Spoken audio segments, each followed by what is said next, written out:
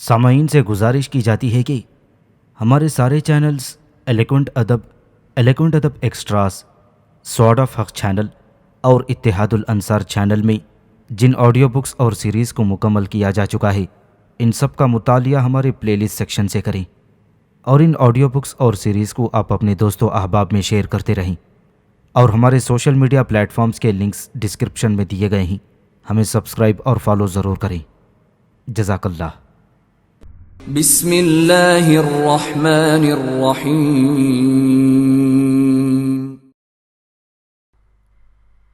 ابلیغا 5000 صفحات پر مشتمل ایک طویل داستان ہے۔ اس مکمل داستان کی پرکشش تحریر لکھنے میں مصنف نے مندرجہ بالا کتابوں سے مدد لی ہے۔ تفہیم القرآن، مصنف ابوالعلا مودودی۔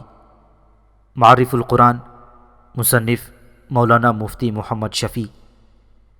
اسلامی انسائکلوپیڈیا، مصنف سید قاسم محمود۔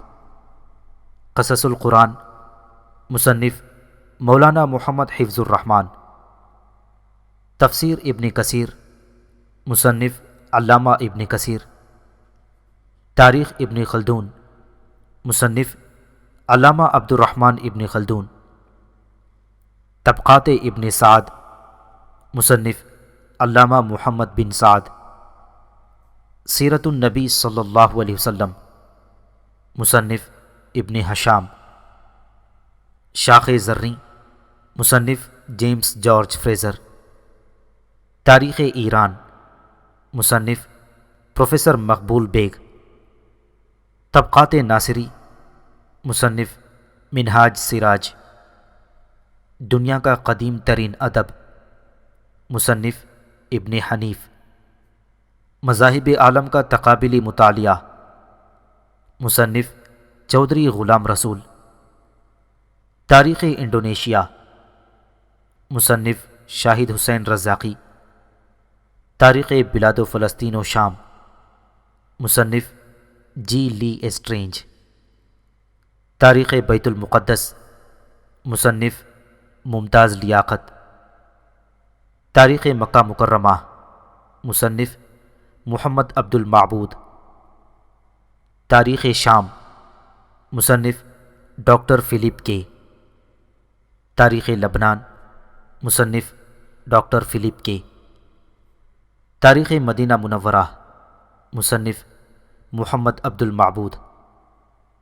تاریخ قسطنطنیہ، مصنف ہیرولڈ لیمب۔ توریت اور انجیل، the Roman empire, author Stuart Jones. History of Rome, author Arthur Gilman. Carthage, author Alfred J Church. Vedic India, author T Fisher. Chaldea, author Zenaide A Ragozin. Assyria, author Zenaide A Ragozin. Parthia, author George Rawlinson. Byzantine empire, author C W C Oman. Media, author Zenaide A ریگوزین۔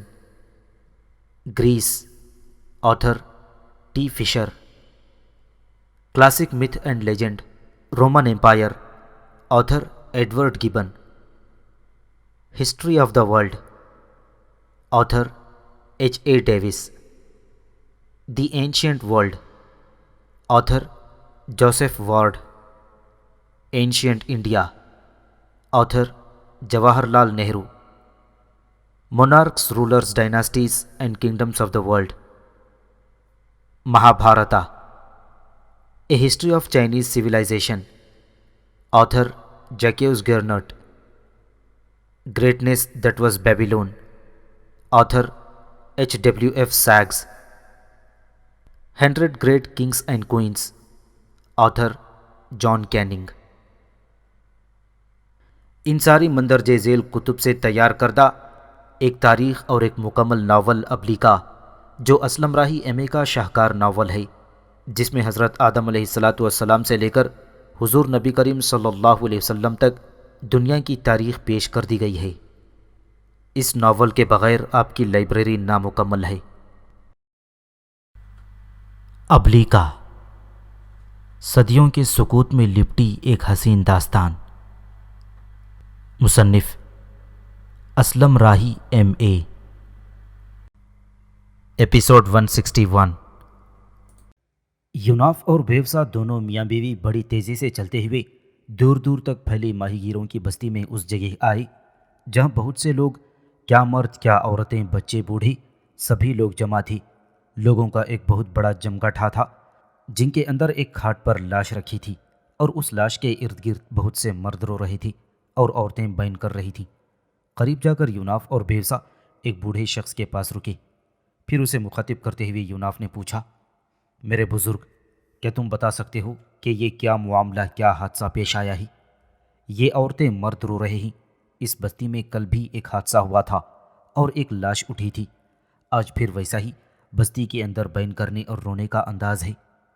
یوناف کے اس استفسار پر اس بوڑھے نے تھوڑی دیر عجیب سے انداز میں یوناف کی طرف دیکھا، اور پھر وہ کسی قدر نرم انداز میں یوناف کو مخاطب کرتے ہوئے کہنے لگا، اجنبی، اس بستی میں دوسرا دن ہے کہ عجیب و غریب واقعہ رونما ہوتا ہے۔ اس بستی میں کچھ شیطانی قوتیں داخل ہوتی ہیں۔ جن لوگوں نے اپنی نظروں سے رات کی تاریکی میں ان قوتوں کو دیکھا ہے، ان لوگوں کا کہنا ہے کہ دھواں دھواں اور ہیولے سی کچھ قوتیں اس بستی میں داخل ہوتی ہیں اور کسی ایک خوبصورت جوان کا گلا کاٹ کر اس کا خون پی کر چھوڑ جاتی ہیں۔ اور یہ جو دھواں دھواں اور ہیولا قوتیں بستی میں داخل ہوتی ہیں، ان کے متعلق اس بستی کے چشمدید لوگوں کا کہنا ہے، یہ قوتیں کچھ اس طرح دکھائی دیتی ہیں جیسے آسمان کی طرف گہرے اٹھے ہوئے دھوئیں کے اندر عجیب سے نقش و نگار رکھنے والی قوتیں کھولتے ہوئے پانی کی طرح جوش مارتے ہوئے اپنے وجود کی قہرمانیت و خونخواری کا پتہ دے رہی ہوں۔ بس انہی قوتوں کی وجہ سے اس بستی میں یہ دوسرا واقعہ پیش آیا ہے۔ یہاں تک کہنے کے بعد وہ بوڑھا تھوڑی دیر رکا، پھر دوبارہ وہ یوناف کو مخاطب کرتے ہوئے کہنے لگا، دیکھ مہربان اجنبی، اس بستی کے دو سردار ہیں، ایک خوسے اور دوسرا استور۔ سردار خوسے اور اس کے ہمنوا لوگوں کا کہنا ہے کہ بستی میں یہ کام تم دونوں میاں بیوی کرتے ہو۔ ان لوگوں کا کہنا ہے کہ تم لوگ انسانی نہیں بلکہ شیطانی اور جنوں کے گروہ سے تعلق رکھتے ہو، جبکہ سردار استور اور اس کے حامی اس بات کی نفی کرتے ہیں، اور ان کا کہنا ہے کہ تم دونوں میاں بیوی انتہائی نیک پارسا اور نیکی کے نمائندے ہو۔ لہٰذا تم دونوں کی وجہ سے اس بستی کے اندر ایک کھینچا تانی اور کشاکش کا عمل بھی جاری ہو چکا ہے۔ یہاں تک کہنے کے بعد وہ بوڑھا دم لینے کو رکا، پھر وہ مزید کچھ کہنا ہی چاہتا تھا کہ ایک طرف سے بستی کا سردار خوسے آگ بگولا سے انداز میں اپنے حامیوں اور ہمنواؤں کے ساتھ یوناف اور بیوسا کے قریب آیا، پھر انتہائی غضبناکی اور خونخواری میں یوناف کو مخاطب کرتے ہوئے کہنے لگا، تم دونوں میاں بیوی کب تک ہماری اس بستی کے اندر خونی کھیل کھیلتی رہو گی؟ یہ آج دوسری لاش ہے جس کا حلقوم تم دونوں میاں بیوی نے گزشتہ رات کی تاریکی میں کاٹا ہے اور اس کا خون پیا ہے۔ اب اس کی ادھڑی ہوئی لاش کے ارد گرد اس کے لواحقین رو رہے ہیں، بین کر رہے ہیں۔ بتاؤ تم کون ہو، کس سرزمین سے تمہارا تعلق ہے اور تمہاری کیا جنس ہے؟ اس پر یوناف نے بڑے نرم انداز میں سردار خوسے کو مخاطب کر کے پوچھا، یہ تو کہو جو باتیں تم میرے اور میری بیوی کے خلاف کہہ رہے ہو، یہ تم سے کس نے کہی ہیں؟ اس پر خوسے پھر بولا اور یوناف کو مخاطب کر کے کہنے لگا، یہ باتیں ہمارے ایک مہربان عزازیل نے مجھ سے کہی ہیں۔ گو وہ بھی اس بستی میں اجنبی ہے، لیکن اس کی باتوں میں خلوص، رس اور حقیقت ہے۔ وہ تم دونوں کو خوب اچھی طرح جانتا ہے، اور تم دونوں کی طرح وہ بھی کوئی مافوق الفطرت چیز ہے، اس لیے کہ جب اس نے مجھ سے کہا کہ میں مافوق الفطرت چیز ہوں تو میں نے اس کی باتوں پر اعتبار نہیں کیا تھا، اور اس کا ثبوت پیش کرنے کے لیے اس نے کہا کہ تم مجھ پر تیر چلاؤ اور تیر میرے جسم میں پیوست ہو گیا تو سمجھنا میں تم جیسا عام انسان ہوں، اور اگر تیر میرے جسم میں پیوست نہ ہوا تو یہ سمجھ لینا کہ میں مافوق الفطرت چیز ہوں۔ لہٰذا میں نے اس کے جسم پر کئی تیر برسائے، لیکن حیرت انگیز چیز یہ ہے کہ سارے تیر اس کے جسم میں پیوست ہونے کے بجائے اس کے جسم سے ٹکرا کر پانی کے قطروں کی طرح بے ضرر انداز میں زمین پر گر گئی تھی۔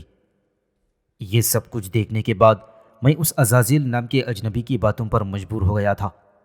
دیکھ یوناف، جو کچھ اس اجنبی عزازیل نے کہا ہے، اب مجھے پختہ اعتماد اور بھروسہ ہے کہ اس نے غلط نہیں کہا، وہ ٹھیک کہتا ہے۔ تم دونوں میاں بیوی ہی اس بستی کی تباہی اور بربادی کے ذمہ دار بنتے جا رہے ہو، لہٰذا میں تم دونوں کو متنبہ کرتا ہوں کہ جو کچھ تم کر چکے ہو اسے تسلیم کر لو، تاکہ اس بستی کے لوگ تمہیں سزا دیں، اس کے بعد تم یہاں سے چلتے بنو، ورنہ بستی کے لوگ تمہیں چیر پھاڑ کر تمہاری تکہ بوٹی کر ڈالیں گے۔ خوسے جب خاموش ہوا تو یوناف بولا اور کہنے لگا، دیکھ خوسے، جو کچھ تو کہہ رہا ہے وہ جھوٹ ہے۔ میں اور میری بیوی بیوسا اس بستی کی تباہی کے ذمہ دار نہیں ہیں، بلکہ اس بستی کے اندر تباہی کی ابتدا کرنے والا وہی شخص ہے جس کا نام عزازیل ہے اور جسے تم اپنا محسن خیال کر رہے ہو۔ سنو خوسے، اس عزازیل کو میں ایک عرصے سے جانتا ہوں۔ میری اور اس کی دشمنی یوں سمجھو کہ وقت کے تیرتے لمحوں میں صدیوں پر محیط اور چھائی ہوئی ہے، اور شاید تم یقین نہ کرو، میں اپنی طویل زندگی کے کئی مواقع پر اس شخص کو مغلوب اور اپنے سامنے بے بس کر چکا ہوں۔ اس پر خوسے فوراً بولا اور کہنے لگا، ہرگز نہیں، میں اس بات کو تسلیم کرنے کو تیار ہی نہیں۔ جس شخص کے جسم میں تیر پیوست نہیں ہو سکتا، جس شخص کے جسم پر تلوار اپنا اثر نہیں کر سکتی، تم اسے اپنے سامنے کیسے اور کیوں کر مغلوب کر سکتے ہو؟ اس پر یوناف چھاتی تانتے ہوئے بولا اور کہنے لگا، اگر کسی کو جانچنے کے لیے تمہارے پاس یہی معیار ہے تو تم تیر اور تلوار مجھ پر بھی چلا کر دیکھ سکتے ہو، پھر دیکھو تمہیں کیسے تعجب کا سامنا کرنا پڑتا ہے۔ خوسے نے شاید اس معاملے کو غنیمت جانا، فوراً اپنے قریب کھڑے ساتھیوں کو اس نے یوناف اور بیوسا پر تیر اندازی کرنے کا حکم دیا۔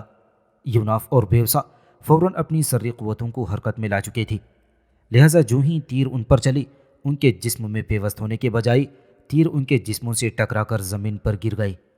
یہ معاملہ دیکھتے ہوئے خوسے اور اس کے ساتھی دنگ رہ گئے تھے۔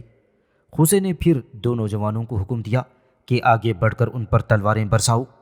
جو ہی دو نوجوانوں نے آگے بڑھ کر یوناف اور بیوسا کے کندھوں پر تلواریں برسائیں تو تلواروں کی یوں آواز سنائی دی جیسے کسی نے تلوار کو سخت پتھر پر دے مارا ہو، اور ان تلواروں کا بھی یوناف اور بیوسا پر کچھ اثر نہ ہوا تھا۔ یوں سب کچھ دیکھتے ہوئے خوسے مزید کچھ کہنا چاہتا تھا کہ اتنی دیر تک بستی کا سردار جس کا نام استور تھا وہ بھی اپنے حامیوں کے ساتھ وہاں پہنچ گیا، اور اپنی گرجتی اور بلند آواز میں اس نے وہاں جمع ہونے والے لوگوں کو مخاطب کر کے کہا، اگر کسی نے بھی ان دونوں میاں بیوی کو ہاتھ لگانے کی کوشش کی یا ان پر کوئی حملہ آور ہوا تو وہ اپنی جان ہاتھ سے دھو بیٹھے گا۔ سردار استور کی اس دھمکی سے مجمع میں سناٹا چھا گیا تھا، کسی کو کچھ کہنے کی ہمت نہ ہوئی۔ دوسرا سردار خوسے ابھی تک انتہائی پریشانی اور تعجب کی حالت میں کھڑا تھا۔ پھر خوسے آہستہ آہستہ چلتا ہوا سردار استور کے پاس آیا اور کسی قدر ندامت اور پشیمانی میں اسے مخاطب کرتے ہوئے کہنے لگا، استور میرے بھائی، اب تک میں اس یوناف اور بیوسا دونوں میاں بیوی کو ہی اپنی بستی سے اٹھنے والی لاشوں کا ذمہ دار ٹھہراتا رہا ہوں، اور ایسا میں نے اس لیے کیا تھا کہ میرے پاس عزازیل نام کا جو اجنبی آیا کرتا تھا، اس نے مجھ سے ان دونوں کے خلاف ایسی گفتگو کی تھی۔ اس کا انداز کچھ ایسا مؤثر تھا کہ میں اس کی باتوں میں آ گیا تھا اور یقین کر لیا تھا کہ ہماری بستی میں شروع ہونے والی تباہی اور بربادی کے ذمہ دار یہ دونوں میاں بیوی ہیں۔ لیکن دیکھ میرے بھائی، تیرے آنے سے پہلے جس مافوق الفطرت کام کا اظہار عزازیل نے میرے سامنے کیا تھا ویسا ہی ان دونوں میاں بیوی نے بھی کر دکھایا ہے۔ استور میرے بھائی، تو جانتا ہے کہ وہ عزازیل نام کا جو اجنبی میرے پاس آیا کرتا تھا، جسے تو بھی اچھی طرح جانتا پہچانتا ہے، اس پر میرے ساتھیوں نے تیر برسائے، لیکن تیر اس کے جسم میں گھسنے کے بجائے اس کے جسم سے ٹکرا کر زمین پر گر گئے۔ اس پر تلواریں بھی برسائی گئیں، لیکن کوئی اثر نہ ہوا۔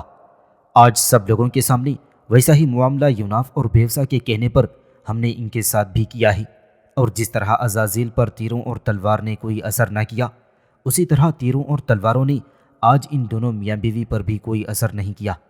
اس کے علاوہ اس یوناف نے آج مجھ پر یہ انکشاف کر دیا ہے کہ وہ عزازیل کو پرانا جاننے والا ہے، اور یہ کہ عزازیل ان دونوں میاں بیوی کا بدترین دشمن ہے۔ استور میرے بھائی، یوناف اور بیوسا کے سلسلے میں میں اپنے غلط رویے کی تم سے معافی مانگتا ہوں۔ ان دونوں میاں بیوی کی باتوں اور گفتگو سے بھی مجھے ایک طرح کا خلوص اور دیانت داری ٹپکتی دکھائی دیتی ہے۔ آج کے بعد اس یوناف اور بیوسا کی حیثیت میرے اور میرے حامیوں کے ہاں بیٹے اور بیٹی کی سی ہوگی۔ خوسے کی یہ ساری گفتگو سن کر استور اور اس کے حامی بے حد خوش ہو گئے تھے۔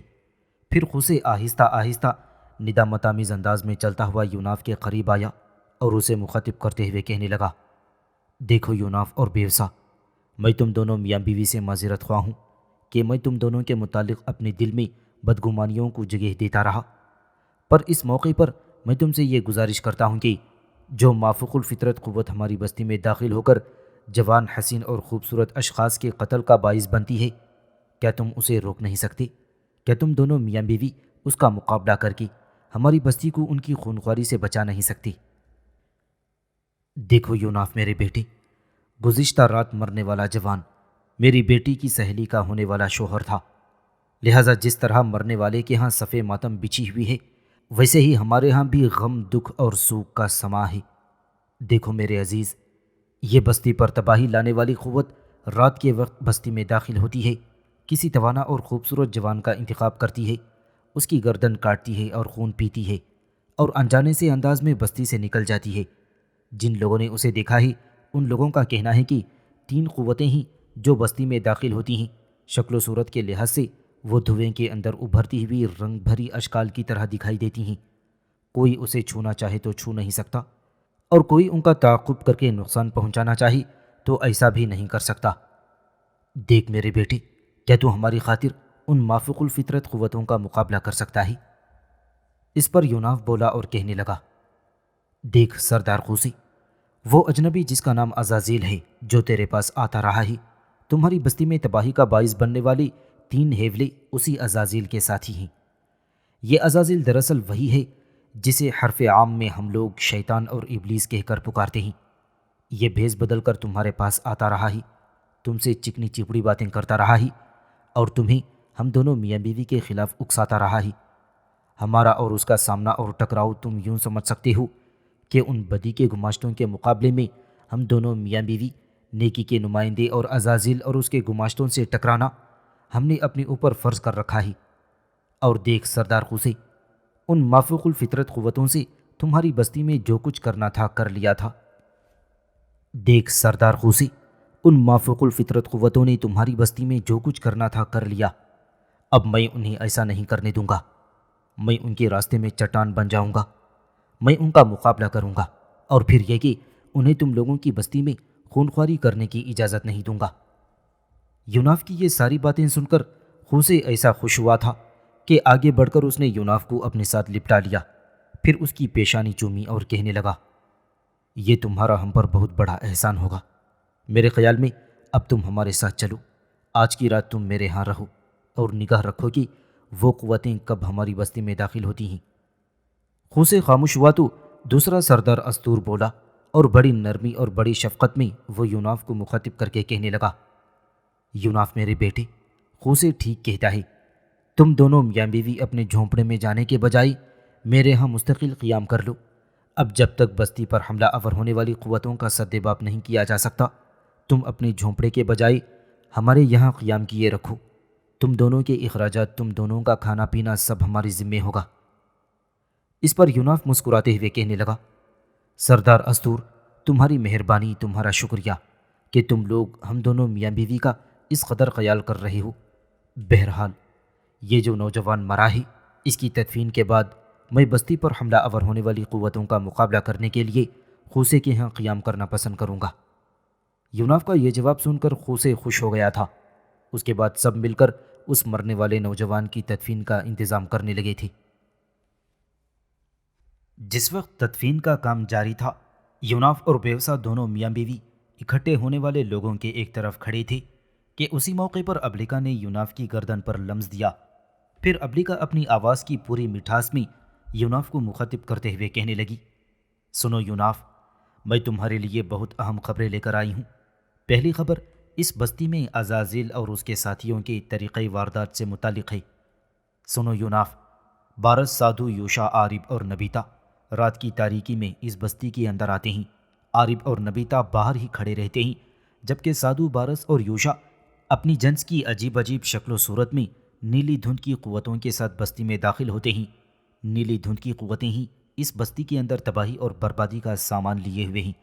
آج جو نوجوان مرا ہے، اس کی گردن نیلی دھند کی قوتوں نے کاٹ کر اس کے جسم کا خون پی لیا تھا۔ اس سے پہلے جو جوان اس بستی میں مرا تھا، اس کی حالت بھی نیلی دھند کی قوتوں نے ہی کی تھی۔ لہٰذا اب اگر یہ لوگ واردات کرنے آتے ہیں تو ہم سب کو بیک وقت سادھو، بارس یوشا اور نیلی دھند کی قوتوں سے نمٹنا پڑے گا۔ یہاں تک کہنے کے بعد ابلیکا تھوڑی دیر کے لیے رکی، پھر وہ سلسلہ کلام جاری رکھتے ہوئے کہہ رہی تھی، سنو یوناف، میں عزازیل، عارب، نبیتا، بارس، سادو اور یوشا کی ساری گفتگو دریائے سارا کے کنارے سے سن کر آ رہی ہوں۔ آج کی رات وہ پھر اس بستی کے اندر واردات کریں گے۔ آج ان کا ہدف بستی کے سردار خوسے کا بیٹا اناتھس ہوگا۔ اور سنو، سردار خوسے کا ایک ہی بیٹا ہے اور ایک ہی بیٹی ہے۔ اس کے بیٹے کا نام اناتھس ہے جو بڑا خوبصورت اور تنومند جوان ہے، جبکہ بیٹی کا نام گریوتی ہے، اور حسن و جوانی اور شباب و خوبصورتی میں یہ گریوتی اپنا جواب نہیں رکھتی۔ عارب اس گریوتی کو پسند کیے ہوئے ہے اور اس سے شادی کرنے کا خواہش مند ہے، اسی لیے وہ گریوتی کے بھائی اناتھس کو راستے سے ہٹا کر اس کے بعد گریوتی پر ہاتھ ڈالنا چاہتا ہے۔ پہلے وہ سردار خوسے سے گریوتی کا رشتہ مانگیں گے۔ اگر خوسے نے رشتہ دے دیا تو ٹھیک، اگر خوسے نے انکار کر دیا تو مجھے امید ہے کہ عارب گریوتی کو زبردستی اٹھا کر لے جائے گا۔ بہرحال تم دونوں میاں بیوی آج کی رات مستعد رہنا، میں بھی تمہارے ساتھ ہوں گی، اور تینوں مل کر نیلی دھند کے قوتوں کے علاوہ سادو، بارس اور یوشا کے سارے لائحہ عمل کو خراب و برباد کر کے رکھ دیں گے۔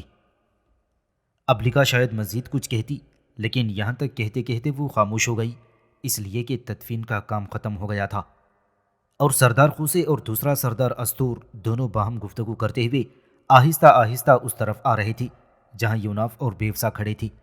ان دونوں کو اپنی طرف آتے دیکھ کر یوناف بھی مستعد ہو گیا تھا، جبکہ ابلیکا یوناف کی گردن پر ہلکا سا لمس دیتے ہوئے علیحدہ ہو گئی۔ قریب آ کر خوسے نے یوناف کو مخاطب کرتے ہوئے کہا، یوناف میرے بیٹے، مرنے والے جوان کی تدفین کا کام مکمل ہو چکا ہے، اب تم دونوں میاں بیوی میرے ساتھ آؤ تاکہ تم دونوں میرے ہاں قیام کرو گے۔ یوناف تھوڑی دیر تک بڑے غور اور انہماک سے سردار خوسے کی طرف دیکھتا رہا، اور پھر وہ بولا اور خوسے کو مخاطب کرتے ہوئے پوچھنے لگا، سردار خوسے، کیا تمہارا کوئی بیٹا بھی ہے جس کا نام اناتھس ہے، اور کیا تمہاری گریوتی نام کی بیٹی ہے؟ خوسے اور استور دونوں نے چونک کر یوناف کی طرف دیکھا۔ قبل اس کے کہ یوناف مزید کچھ کہتا، خوسے بولا اور کہنے لگا، دیکھ ہمارے مہربان، تمہارا کہنا درست ہے، میرا ایک بیٹا اور ایک بیٹی ہے، بیٹے کا نام اناتھس ہے اور بیٹی کا گریوتی، پر یہ تو کہو تم نے ان دونوں سے متعلق اس قدر فکر مند انداز میں کیوں پوچھا ہے؟ اس پر یوناف بولا اور کہنے لگا، دیکھ سردار خوسے، میں افسوس کے ساتھ تمہیں بتا رہا ہوں کہ آج کی رات وہ قوتیں انتہائی خوفناک اور ہولناک ہیں، اور جو بستی کے اندر خونی کھیل کھیلتے ہوئے بستی کے 2 جوانوں کا خاتمہ کر چکی ہیں، وہ آج رات پھر بستی میں داخل ہوں گی، اور آج وہ تمہارے بیٹے اناتھس کو اپنا شکار بنائیں گے۔ یوناف کے اس انکشاف پر سردار خوسے عجیب سی بے یقینی کا شکار ہو گیا تھا۔ اس کی آنکھوں کے اندر کانٹوں کی سی خاموشی میں تپتے صحرا میں اڑتے ریت کے گرد کا سا سما اٹھ کھڑا ہوا تھا، اور اس کا چہرہ سیاہ گوشہ شب کی طرح فق ہو کر رہ گیا تھا۔ اس کی رگیں تن گئی تھیں، سراپے میں سنسنی دوڑ گئی تھی، اور یوں جیسے گویا وہ عقبہ کی عقوبت کا شکار ہو کر رہ گیا ہو۔ اس کے جسم کے اندر شبنم کی آسودگی جیسا رگوں میں مچلتا خون دکھ کے چیختے صحرا کی صورت اختیار کر گیا تھا۔ مجموعی طور پر یوناف کے اس انکشاف پر سردار خوسے کی حالت تنگی اور تلخی، بے بسی کے گردات اور مخدوش اور شکستہ جذبات کی سی ہو کر رہ گئی تھی۔ تھوڑی دیر تک بکھرا بکھرا سا سردار خوسے اپنے آپ کو قابو میں پانے کی کوشش کرتا رہا، اور پھر اس نے انتہائی بے بسی اور لاچارگی میں یوناف کی طرف دیکھا اور پوچھنے لگا، دیکھ مہربان اجنبی، کیا ان دراز دست قوتوں سے میرے بیٹے اناتھس کو بچانے کا کوئی طریقہ موجود ہے؟ اس پر یوناف بولا اور خوسے کو مخاطب کرتے ہوئے کہنے لگا، سردار خوسے، تم فکر مند نہ ہو، میں آج کی رات تمہارے ہاں قیام کروں گا، اور آئندہ بھی خواہ اس بستی میں رہوں یا اپنے جھونپڑے میں رہوں، میں اس بستی کی حفاظت کے فرائض انجام دیتا رہوں گا۔ سردار خوسے، تمہارے ہاں قیام کے دوران میں تمہارے بیٹے کی حفاظت کروں گا، تم دیکھنا ان دراز دست قوتوں اور شیطانی گماشتوں سے میں کس طرح نمٹتا ہوں۔ سردار خوسے، تم مطمئن رہو، میں تمہیں، تمہاری بیٹی اور تمہارے بیٹے کو کسی بھی صورت ان شیطانی قوتوں کا شکار نہیں ہونے دوں گا، اس لیے کہ یہ قوتیں تمہاری بیٹی پر بھی نگاہ رکھتی ہیں اور اسے اٹھا لے جانے کی کوشش کریں گے۔ یہاں تک کہنے کے بعد یوناف خاموش ہو گیا تھا، اور اس کی اس ڈھارس اور اس کی تسلی پر سردار خوسے اور سردار استور کے چہروں پر کسی قدر اطمینانی اور تسلی آمیز جذبے بکھر گئے تھے۔ جواب میں خوسے یا استور کچھ کہنا ہی چاہتے تھے کہ خاموش ہو گئے، اس لیے کہ لوگوں کے ہجوم کی طرف سے ایک بوڑھی عورت، ایک جوان اور ایک نوعمر لڑکی ان کی طرف آتے ہوئے دکھائی دیے۔ ابھی وہ دور ہی تھے کہ خوسے نے یوناف کو مخاطب کرتے ہوئے کہا، دیکھ میرے مہربان، میری بیوی، میرا بیٹا اناتھس اور میری بیٹی گریوتی بھی اس طرف ہی آ رہے ہیں۔ میری بیوی کا نام اربیز ہے، وہ ایک بڑی مہربان اور رحم دل عورت ہے۔ تمہیں دیکھ کر اور تم سے مل کر وہ بے حد خوش ہوگی۔ سب خاموش رہ کر ان تینوں کے نزدیک آنے کا انتظار کرنے لگے تھے۔ جب وہ تینوں نزدیک آئے تو یوناف اور بیوسا نے دیکھا سردار خوسے کی بیٹی گریوتی واقعی حسن و جمال میں اپنا جواب نہ رکھتی تھی، اور نزدیک آنے پر یوناف اور بیوسا نے دیکھا گریوتی حدیث دل، قلب و نظر کی تطہیر اور فکر و کردار کی ترتیب جیسی خوشگوار تھی۔ وہ روشنی کی پہلی کرن، تجلی و حرارت، تمکینت و حشمت جیسی پرکشش، برق میں تاب و تب، پھول میں خوشبو، خد و خال میں حسن جیسی شاداب، اور چمکتے ہیرے، سرخ گلاب اور محبتوں کے نگر جیسی خوبصورت تھی۔ اس کی پیاسی آنکھوں کے اندر نرگیس کا ایک سیلاب تھا، اور اس کے چہرے پر بہاروں کے نوخیز خواب، اور اس کے حسین خوبصورت ہونٹوں پر گلاب کی بے قرار خوشبو اور شگوفوں کے گیت بکھر رہے تھے۔ گریوتی خوب لمبے قد کی تھی اور جسمانی ساخت ایسی تھی کہ کوئی جواب نہ رکھتی تھی۔ جب وہ چلتی تھی تو اس انداز میں چلتی تھی کہ دیکھنے والا اس خواہش کا اظہار کرے کہ وہ چلتی ہی رہے اور دیکھنے والا اسے دیکھتا ہی رہے۔ جب وہ تینوں قریب آئے تو سب سے پہلے سردار خوسے نے یوناف اور بیوسا کے ساتھ ان کا تعارف کروایا، پھر اشارے سے خوسے سے ان تینوں کو ایک طرف لے گیا اور تھوڑی دیر تک ان کے ساتھ خسر پھسر کرتا رہا۔ پھر وہ سب واپس آئی اور سردار خوسے کی بیوی یوناف کے قریب آئی اور بڑے پیار سے اس کے کندھے پر ہاتھ رکھ کر کہنے لگی، دیکھ ہمارے اجنبی بیٹے، آج کی رات اگر تو میرے بیٹے کی زندگی بچائی تو تیرا ہم پر وہ احسان ہوگا جو ہم کبھی اتار نہ سکیں گے۔ میرے شوہر خوسے نے مجھے بتایا ہے کہ آج کی رات وہ دراز دست قوتیں میرے بیٹے کو اپنا ہدف بنائیں گی، اور دیکھ ہمارے مہربان، میرا اکلوتا ہی بیٹا ہے، اگر تو اس کی جان بچائی تو پھر یوں سمجھنا کہ تو ہمارا آقا اور ہم تمہارے غلام ہوں گے۔ یہاں تک کہنے کے بعد خوسے کی بیوی اربیس جب خاموش ہوئی تو خوسے کی حسین و جمیل بیٹی گریوتی یوناف کے قریب آئی اور اپنے گلاب کی پنکھڑیوں جیسے ہونٹ حرکت میں لاتے ہوئے اس نے شہد ملی جلی آواز میں یوناف کو مخاطب کرتے ہوئے کہا، اگر آپ ان مافوق الفطرت قوتوں سے میرے بھائی کی جان بچا لیں گے تو یوں سمجھیں کہ آپ نے ہمیں بے دام ہی خرید لیا ہے۔ اس کے بعد آپ ہمارے مالک اور ہم سب آپ کے غلام ہوں گے، جو آپ چاہیں گے ویسا ہی ہوگا۔ بلکہ میں یوں کہتی ہوں کہ بظاہر اس بستی کے سردار میرا باپ خوسے اور استور ہوں گے، لیکن حقیقت میں اس بستی کے سردار آپ ہی ہوں گے۔ یہاں تک کہنے کے بعد گریوتی جب خاموش ہوئی تو یوناف نے چھاتی تانتے ہوئے ان سب کو مخاطب کر کے کہا کہ تم لوگوں کو فکر مند ہونے کی ضرورت نہیں۔ تم لوگ دیکھنا میں اناتھس کی حفاظت کیسے کرتا ہوں، اور میں تم کو یہ بھی یقین دلاتا ہوں کہ صرف اناتھس ہی نہیں، آئندہ بھی مافوق الفطرت اور دراز دست قوتیں تم لوگوں کی بستی میں داخل ہو کر خونخواری اور بربادی کا مظاہرہ نہیں کر سکیں گی۔ اس پر سردار خوسے کی بیوی اربیز بولی اور کہنے لگی، دیکھ مہربان بیٹی، اگر تو ایسا کر سکی تو پھر تمہارا اس بستی پر بہت بڑا احسان ہوگا۔ میرے شوہر خوسے نے مجھے بتایا کہ تم ہمارے ہاں ہی قیام رکھو گے، لہٰذا چلو ہمارے ساتھ، باقی باتیں اور گفتگو گھر جا کر کریں گے۔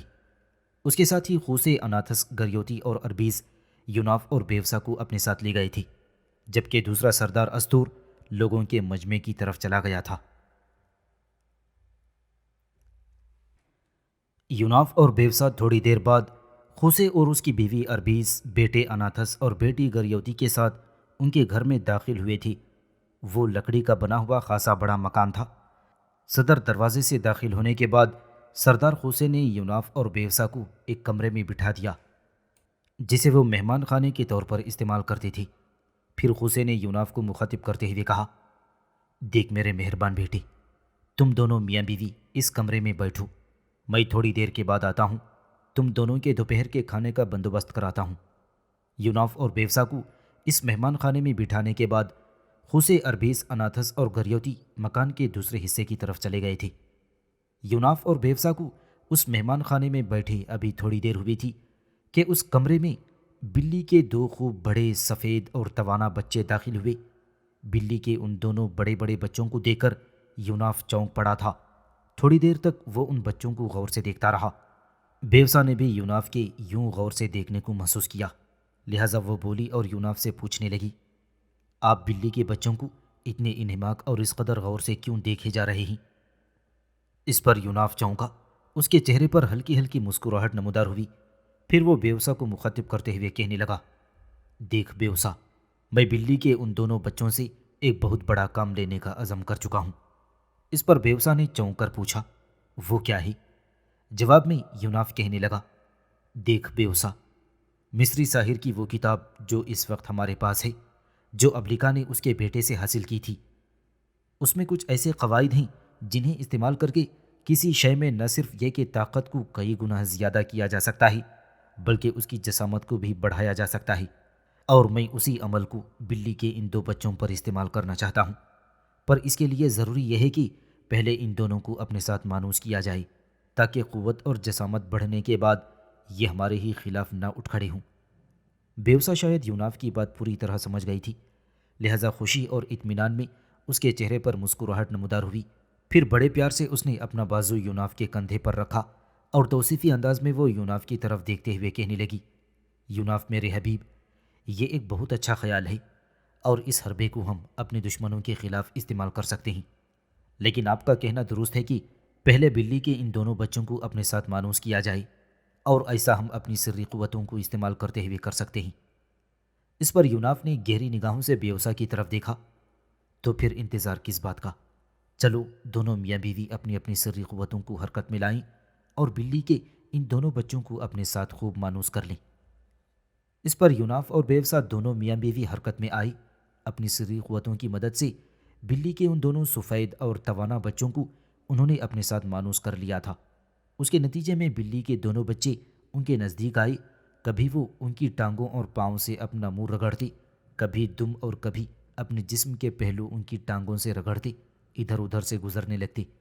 یوناف اور بیوسا نے جب دیکھا کہ وہ دونوں بچے ان کے ساتھ خوب مانوس ہو گئے ہیں، تو پھر جو ہی یوناف نے مصری ساحر کا عمل ان پر آزمایا، بلی کے دونوں بچے لمحے بھر کے اندر بڑے بڑے سفید چیتوں کی شکل اختیار کر گئے تھے، کیونکہ اس عمل سے ان کی طاقت اور جسامت میں خوب اضافہ ہو گیا تھا، اور وہ چیتے بھی بڑے توانا، خوب لمبے اور قدآور تھے۔ اور چونکہ اس سے پہلے یوناف اور بیوسا دونوں کو اپنے ساتھ مانوس کر چکے تھے، لہٰذا دونوں چیتے بلی کے ان دونوں بچوں ہی کی طرح یوناف اور بیوسا کے ساتھ اپنی مانوسیت کا اظہار کرنے لگے تھے۔ کبھی وہ دونوں کے گھٹنوں سے اپنا سر رگڑتے، کبھی ان کے پاؤں چاٹتے۔ عین اس موقع پر چاندی کا ایک تشت اٹھاتی گریوتی یوناف اور بیوسا کے کمرے میں داخل ہوئی تھی، اور اس نے جو ہی ان دو سفید چیتوں کو دیکھا، اس نے ایک ہولناک چیخ بلند کی، اور اس نے اپنے دونوں ہاتھوں میں جو چاندی کا تشت پکڑ رکھا تھا وہ فرش پر گر گیا اور گریوتی چیخیں مارتی ہوئی واپس بھاگ گئی۔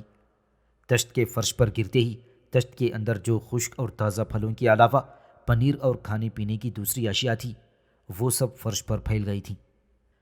گریوتی کے اس طرح آنے، تشت ہاتھ سے گرنے اور اس کی چیخیں مار کر واپس بھاگنے سے یوناف چونک سا پڑا، اور دوبارہ اس نے پھر ان بچوں پر عمل کیا، جس کے نتیجے میں وہ بڑے بڑے توانا چیتے ایک بار پھر بلی کے بچوں میں تبدیل ہو کر رہ گئے تھے۔ دوسری طرف گریوتی جب خوف اور ڈر کا اظہار کرتی ہوئی اور چیخیں مارتی ہوئی واپس گئی، تو سردار قوسے، اس کا بیٹا اناتھس اور اس کی بیوی اربیز پریشان اور فکر مند سے مکان کے صحن میں آ گئے تھے۔ گریوتی گرتی پڑتی ان کے پاس آئی اور وہ کچھ کہنا ہی چاہتی تھی کہ اس سے پہلے ہی قوسے نے اسے اپنے ساتھ لپٹا لیا، اس کی پیشانی چومی، پیار سے اور شفقت سے اس کے سر پر ہاتھ رکھا اور اسے ڈھارس دیتے ہوئے پوچھا، کیا ہوا میری بیٹی؟ تو یوناف اور بیوسا کے لیے کھانے پینے کی اشیاء کا تشت لے کر گئی تھی۔ اس پر گریوتی نے خوفزدہ سے انداز میں ایک بار مہمان خانے کی طرف دیکھا، اور پھر اس نے اپنے آپ کو سنبھالا۔ اس کے بعد وہ اپنے باپ کو مخاطب کرتے ہوئے کہنے لگی، اے میرے باپ، جو ہی میں مہمان خانے میں داخل ہوئی، مہمان خانے میں اس وقت یوناف اور بیوسا تو بیٹھے ہوئے تھے، لیکن ان کے سامنے دو انتہائی بڑی جسامت کے اور بڑے خونخوار سفید رنگ کے چیتے بھی کھڑے ہوئے تھے۔ اس پر قوسے کہنے لگا، اگر ایسا ہے تو چلو مہمان خانے میں یوناف اور بیوسا کے پاس چل کر بیٹھتے ہیں۔ اس پر گریوتی بھی سہمی سہمی ان کے ساتھ چل پڑی۔ جو ہی وہ چاروں مہمان خانے میں داخل ہوئے، انہوں نے دیکھا یوناف اور بیوسا دونوں میاں بیوی ایک ہی نشست پر بیٹھے ہوئے تھے، اور ان کے سامنے بلی کے 2 سفید بچے ان کے پاؤں میں لوٹ رہے تھے۔ کمرے کے سارے ماحول کو ایک بار خوسے نے بڑے غور سے دیکھا اور پھر اپنی بیٹی گریوتی کو مخاطب کرتے ہوئے کہا، دیکھ میری بیٹی، اس کمرے میں تو کچھ بھی نہیں ہے۔ یوناف اور بیوسا ہیں یا تمہاری بلی کے 2 سفید بچے ہیں جو یوناف اور بیوسا کے قدموں میں اس وقت لوٹ رہے ہیں۔ گریوتی نے پہلے پورے کمرے کا جائزہ لیا اور پھر وہ پشیمانی کے انداز میں کبھی یوناف اور کبھی بیوسا کی طرف دیکھتی، پھر شاید اس کا خوف جاتا رہا۔ فرش پر گرا ہوا تشت اس نے اٹھایا اور جو چیزیں گری تھیں وہ اس نے پھر اس میں سجانے لگیں۔ اس کام میں خوسے، اس کی بیوی اربیز، بھائی اناتھس بھی مدد کرنے لگے تھے۔ جب ساری چیزیں انہوں نے تشت میں رکھیں تو وہ تشت گریوتی نے یوناف اور بیوسا کے سامنے لا کر رکھا۔ پھر خوسے نے یوناف اور بیوسا کو مخاطب کرتے ہوئے تھوڑی دیر پہلے رونما ہونے والے واقعے کی تفصیل پوچھی، جس پر یوناف نے اسے مخاطب کرتے ہوئے کہا، سردار خوسے، میں نے آپ کو پہلے بھی بتایا تھا کہ وہ عزازیل جو آپ کے پاس آتا جاتا رہا ہے، اصل میں وہ شیطان ہے اور ابلیس ہے، اور ایک عرصے سے ہمارا اور اس کا مقابلہ اور ٹکراؤ چلتا آ رہا ہے۔ جس طرح اس کے پاس مافوق البشریت قوتیں ہیں، ایسے ہی ہمارے پاس بھی بہت سی قوتیں اور طاقتیں ہیں جنہیں استعمال کر کے ہم اس عزازیل اور اس کے ساتھیوں کا مقابلہ کرتے ہیں۔ ایسی ہی ایک قوت کو استعمال کرتے ہوئے میں اور میری بیوی بیوسا نے ان بلی کے 2 بچوں کو بڑے بڑے اور توانا چیتوں میں تبدیل کر دیا تھا، جنہیں دیکھ کر گریوتی ڈر کے مارے بھاگ گئی تھی۔ اس پر خوسے، اناتھس، گریوتی اور اربیس چونک کر ان دونوں میاں بیوی کی طرف دیکھنے لگے۔ پھر خوسے بولا اور پوچھنے لگا، کیا بلی کے یہ بچے چیتوں میں تبدیل ہو کر خونخوار بن گئے تھے اور تمہیں انہوں نے کوئی نقصان نہ پہنچایا؟ اس پر یوناف نے کہا، نہیں، ہم نے ایسا ہی ایک عمل کرتے ہوئے پہلے بلی کے ان 2 بچوں کو اپنے ساتھ خوب مانوس کر لیا تھا، اس کے بعد ہم نے ان کی حیت اور جسامت کو تبدیل کیا تھا۔ اس بار خوسے کے بیٹے اناتھس نے بڑے شوق سے یوناف کی طرف دیکھتے ہوئے پوچھا، یوناف میرے بھائی، کیا آپ میری خاطر پھر وہی اپنا عمل استعمال کریں گے تاکہ ہم دیکھیں کہ بلی کے بچے کیسے بڑے بڑے چیتوں میں تبدیل ہوتے ہیں، پر یہ خیال رہے کہ یہ چیتے ہمیں نقصان نہ پہنچائیں؟ اس پر یوناف پوچھنے لگا، پہلے یہ بتائیے کہ یہ بلی کے بچے کس کے ہیں اور کیا یہ تم لوگوں کے ساتھ مانوس ہیں؟ اس پر خوسے بولا اور کہنے لگا، یہ بلی کے بچے ویسے تو میری بیٹی گریوتی نے پال رکھے ہیں، پر یہ ہم سب کے ساتھ بڑے مانوس ہیں۔ اس پر یوناف نے کوئی جواب نہ دیا، وہ فوراً اپنے عمل کی ابتدا کر چکا تھا۔ تھوڑی دیر بعد جو ہی اس کا عمل ختم ہوا، بلی کے وہ دونوں بچے پلک جھپکنے میں بہت بڑے بڑے لمبے اور خونخوار سفید چیتوں کی صورت اختیار کر گئی۔ انہیں دیکھتے ہی دیکھتے ایک بار تو خوسے، اناتھس، گریوتی اور اربیز وہ سب دہل کر رہ گئے تھے، لیکن جب ان دونوں چیتوں نے ان چاروں کے ساتھ بھی مانوسیت کا اظہار کیا تو ان کا ڈر اور خوف جاتا رہا۔ پھر یوناف خوسے کو مخاطب کرتے ہوئے کہنے لگا، سردار خوسے، ان چیتوں کو بھی میں آئندہ اپنے دشمنوں کے خلاف استعمال کروں گا۔ اور اس کے ساتھ ہی یوناف نے اپنا عمل ختم کر دیا اور دونوں چیتے ایک بار پھر بلی کے بچوں میں تبدیل ہو گئی۔ خوسے اس عمل سے بڑا خوش ہوا اور یوناف کو مخاطب کرتے ہوئے کہنے لگا، تم دونوں میاں بیوی بھی کمال کی شخصیتیں ہو۔ اب مجھے یقین ہو گیا ہے کہ تم دونوں میاں بیوی یقیناً ان قوتوں کا مقابلہ کر سکو گی جو ہماری بستی پر وارد ہوتی ہیں۔ اس کے بعد خوسے نے چاندی کے چشت میں رکھے ہوئے تازہ اور خوش پھلوں کی طرف اشارہ کرتے ہوئے کہا، اب تم دونوں میاں بیوی ادھر بھی ہاتھ بڑھاؤ، یہ بد دعائیں دے رہے ہیں۔ اس کے ساتھ ہی وہ سب وہاں بیٹھ کر باتیں کرنے کے ساتھ ساتھ تازہ اور خشک پھل بھی کھاتے جا رہے تھے۔ شام کے کھانے کے بعد جب وہ ایک بار پھر مہمان خانے میں بیٹھے باتیں کر رہے تھے تو یوناف نے سردار خوسے کو مخاطب کرتے ہوئے کہا، سردار خوسے، اب وقت آ گیا ہے کہ ہم ان شیطانی قوتوں کی خونخواری سے نمٹنے کے لیے اپنی تیاریاں مکمل کر لیں۔ دیکھیں، اس مہمان خانے میں جس قدر نشستیں پڑی ہوئی ہیں انہیں دائیں طرف دیوار کے ساتھ لگا دیا جائے، اس لیے کہ میں صرف اناتھس ہی نہیں بلکہ تم تینوں کو بھی ان کی خونخواری سے بچانا چاہتا ہوں۔ خوسے نے پوچھا، ان نشستوں کو دیوار کے ساتھ لگانے کے بعد کیا ہوگا؟ اس پر یوناف نے مسکراتے ہوئے کہا، پھر کیا ہوگا میں آپ کو ساتھ ہی ساتھ بتاتا رہوں گا۔ اس پر اناتھس اور گریوتی فوراً اٹھے، ساری نشستوں کو کھینچ کر انہوں نے دیوار کے ساتھ لگا دیا۔ پھر یوناف نے خوسے کو مخاطب کرتے ہوئے کہا، دیکھ سردار خوسے، تم گھر کے چاروں افراد اس مہمان خانے کے وسط میں 2-3 بستر لگا کر اکٹھے بیٹھ جاؤ۔ میں تم چاروں کے گرد ایک حصار کھینچ دوں گا اور اس حصار کو پار کر کے وہ شیطانی قوتیں تم پر حملہ آور نہ ہو سکیں گی۔ اس طرح میں بہتر انداز میں اپنی بیوی بیوسا کے ساتھ ان سے نمٹ سکوں گا۔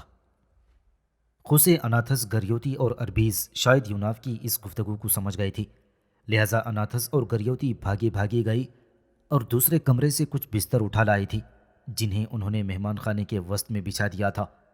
جب انہوں نے بستر جما دیے اور توشک لے کر وہ وہاں بیٹھ گئے، تب یوناف نے اپنے کسی عمل کی ابتدا کرتے ہوئے ان کے گرد ایک حصار کھینچ دیا تھا، اور پھر وہ دیوار کے ساتھ لگی ہوئی نشستوں پر بیوسا کے ساتھ بیٹھ گیا اور خوسے کو مخاطب کرتے ہوئے پوچھا، دیکھ سردار خوسے، اب تم چاروں اس حصار سے اس وقت تک باہر نہیں نکلنا جب تک کہ میں نہ کہوں، اور سنو، میرے پاس ایک ایسی قوت ہے جو ان شیطانی قوتوں کی آمد سے مجھے آگاہ کرتی رہے گی، اور جو ہی مجھے ان کی آمد کی خبر ہوگی، میں اور بیوسا دونوں میاں بیوی اپنی سری قوتوں کو حرکت میں لائیں گے، ان نشستوں سے غائب ہو جائیں گے، اور ہمارے ایسا کرنے سے تم چاروں فکر مند نہ ہونا، اور اسی لمحے بلی کے ان دونوں بچوں کو ہم چیتوں میں تبدیل کر کے تمہارے دائیں بائیں کھڑا کر دیں گے، اور جو ہی وہ شیطانی قوتیں اناتھس پر حملہ آور ہونے کے لیے اس کمرے میں داخل ہوں گی، پھر تم دیکھنا کہ ہم دونوں میاں بیوی کیسے ان سے نمٹ کر ان کا حشر نشر کرتے ہیں۔ یوناف کی اس گفتگو سے وہ چاروں مطمئن ہو گئے تھے، اور پھر وہ پہلے کی طرح آپس میں گفتگو کرنے لگے تھے۔ کافی دیر بعد گفتگو کرتے کرتے اچانک یوناف چونک پڑا، اس لیے کہ ابلیکا نے اس کی گردن پر لمس دیا تھا۔ پھر ابلیکا کی رس گھولتی اور شہد برساتی ہوئی آواز یوناف کی سماعت سے ٹکرائی۔ ابلیکا کہنے لگی، یوناف میرے حبیب، سنو، شیطانی قوتیں بستی میں داخل ہونے والی ہیں۔ سادو، بارس، یوشا نیلی دھند کی قوتوں کو لے کر سردار خوسے کے مکان کا رخ کریں گی، جبکہ عارب اور نبیتا بستی سے باہر ہی کھڑے رہیں گے۔ تھوڑی دیر تک وہ بستی میں داخل ہونے والے ہیں، لہٰذا تم دونوں میاں بیوی نے جو کچھ کرنا ہے کر ڈالو۔ اس کے ساتھ ہی ابلیکا یوناف کی گردن پر ہلکا سا لمس دیتے ہوئے علیحدہ ہو گئی۔ ابلیکا کے علیحدہ ہوتے ہی یوناف اور بیوسا دونوں میاں بیوی حرکت میں آ چکے تھے۔ خوسے، اناتھس، گریوتی اور اربیز انہیں بڑے غور اور تشویش کے ساتھ دیکھتے جا رہے تھے، اور پہلے یوناف اور بیوسا دونوں نے بلی کے دونوں بچوں کو بڑے بڑے اور خونخوار چیتوں میں تبدیل کر دیا تھا، پھر وہ کسی انجانے عمل سے نشستوں پر بیٹھے ہی بیٹھے غائب ہو گئے تھے۔ پھر سردار خوسے نے دیکھا کہ وہ دونوں چیتے حرکت میں آئی، اور جہاں وہ حصار کے اندر بیٹھے ہوئے تھے، ایک چیتا حصار کے دائیں طرف اور دوسرا بائیں طرف کھڑا ہو گیا تھا۔ شاید انہیں یوں یوناف اور بیوسا نے کھڑا کیا تھا۔ اس کے بعد کمرے میں خاموشی طاری ہو گئی۔ خوسے، اناتھس، گریوتی اور اربیز کے چہروں پر موت کا خطرہ اور خدشہ طاری ہو چکا تھا، اور وہ کسی بھی لمحے رونما ہونے والے حادثے کا انتظار کرنے لگے۔ تھوڑی ہی دیر بعد سب سے پہلے نیلی دھند کی قوتیں سیاہ صحرا میں برق گراتے بادلوں کی طرح داخل ہوئی تھیں۔ اس نیلی دھند کے اندر شیطانی قوتیں اپنے بھیانک چہروں کے ساتھ عداوتوں کی دھوپ، آندھیوں کے غبار اور موت کی بحر کی طرح رقص کرتی دکھائی دے رہی تھیں، بالکل یوں جیسے آگ کے کسی بہت بڑے الاؤ کے اندر شعلے بل کھاتے ہوئے بلندی کی طرف اٹھتے ہیں۔ نیلی دھند کی ان قوتوں کو دیکھتے ہوئے سردار خوسے، اس کا بیٹا اناتھس، بیٹی گریوتی اور بیوی اربیز شفق شام وادیوں میں برف کے شہر کی ویران گزرگاہ اور زرد سمندر کے سرد سناٹوں جیسے افسردہ روزن زندان اور بے کسی کے گرد کے سفر جیسے ویران ہو کر رہ گئی تھی۔ نیلی دھند کی ان قوتوں کے پیچھے ہی پیچھے سادو، بارس اور یوشا اپنی شیطانی شکل و صورت میں اس کمرے میں اس طرح داخل ہوئے تھے کہ جس طرح آسمان کی نیلی چادر اور تاروں کے لو تلے ظلم کی بھڑکتی بھٹی من کے کیواڑوں پر دکھ کے کالے بھیانک طوفانوں کی طرح دستک دینے لگی ہو۔ تینوں شیطانی قوتیں کمرے میں اس طرح داخل ہوئی تھیں جیسے ٹھنڈی گاڑھی کوہر کی چادر میں ستم کی خون بھری چٹانیں ہوں، اور ان کے چہروں اور ان کی حرکات سے لگتا تھا گویا وہ بربادی اور زبوں حالی کے طوفانوں میں جہالت کی گندگی، تعصب کی چکنی کالک، جہل اور شقاوت کی پوٹ، غم و اندیشے کے طوفان کھڑے کرنے والی ہوں۔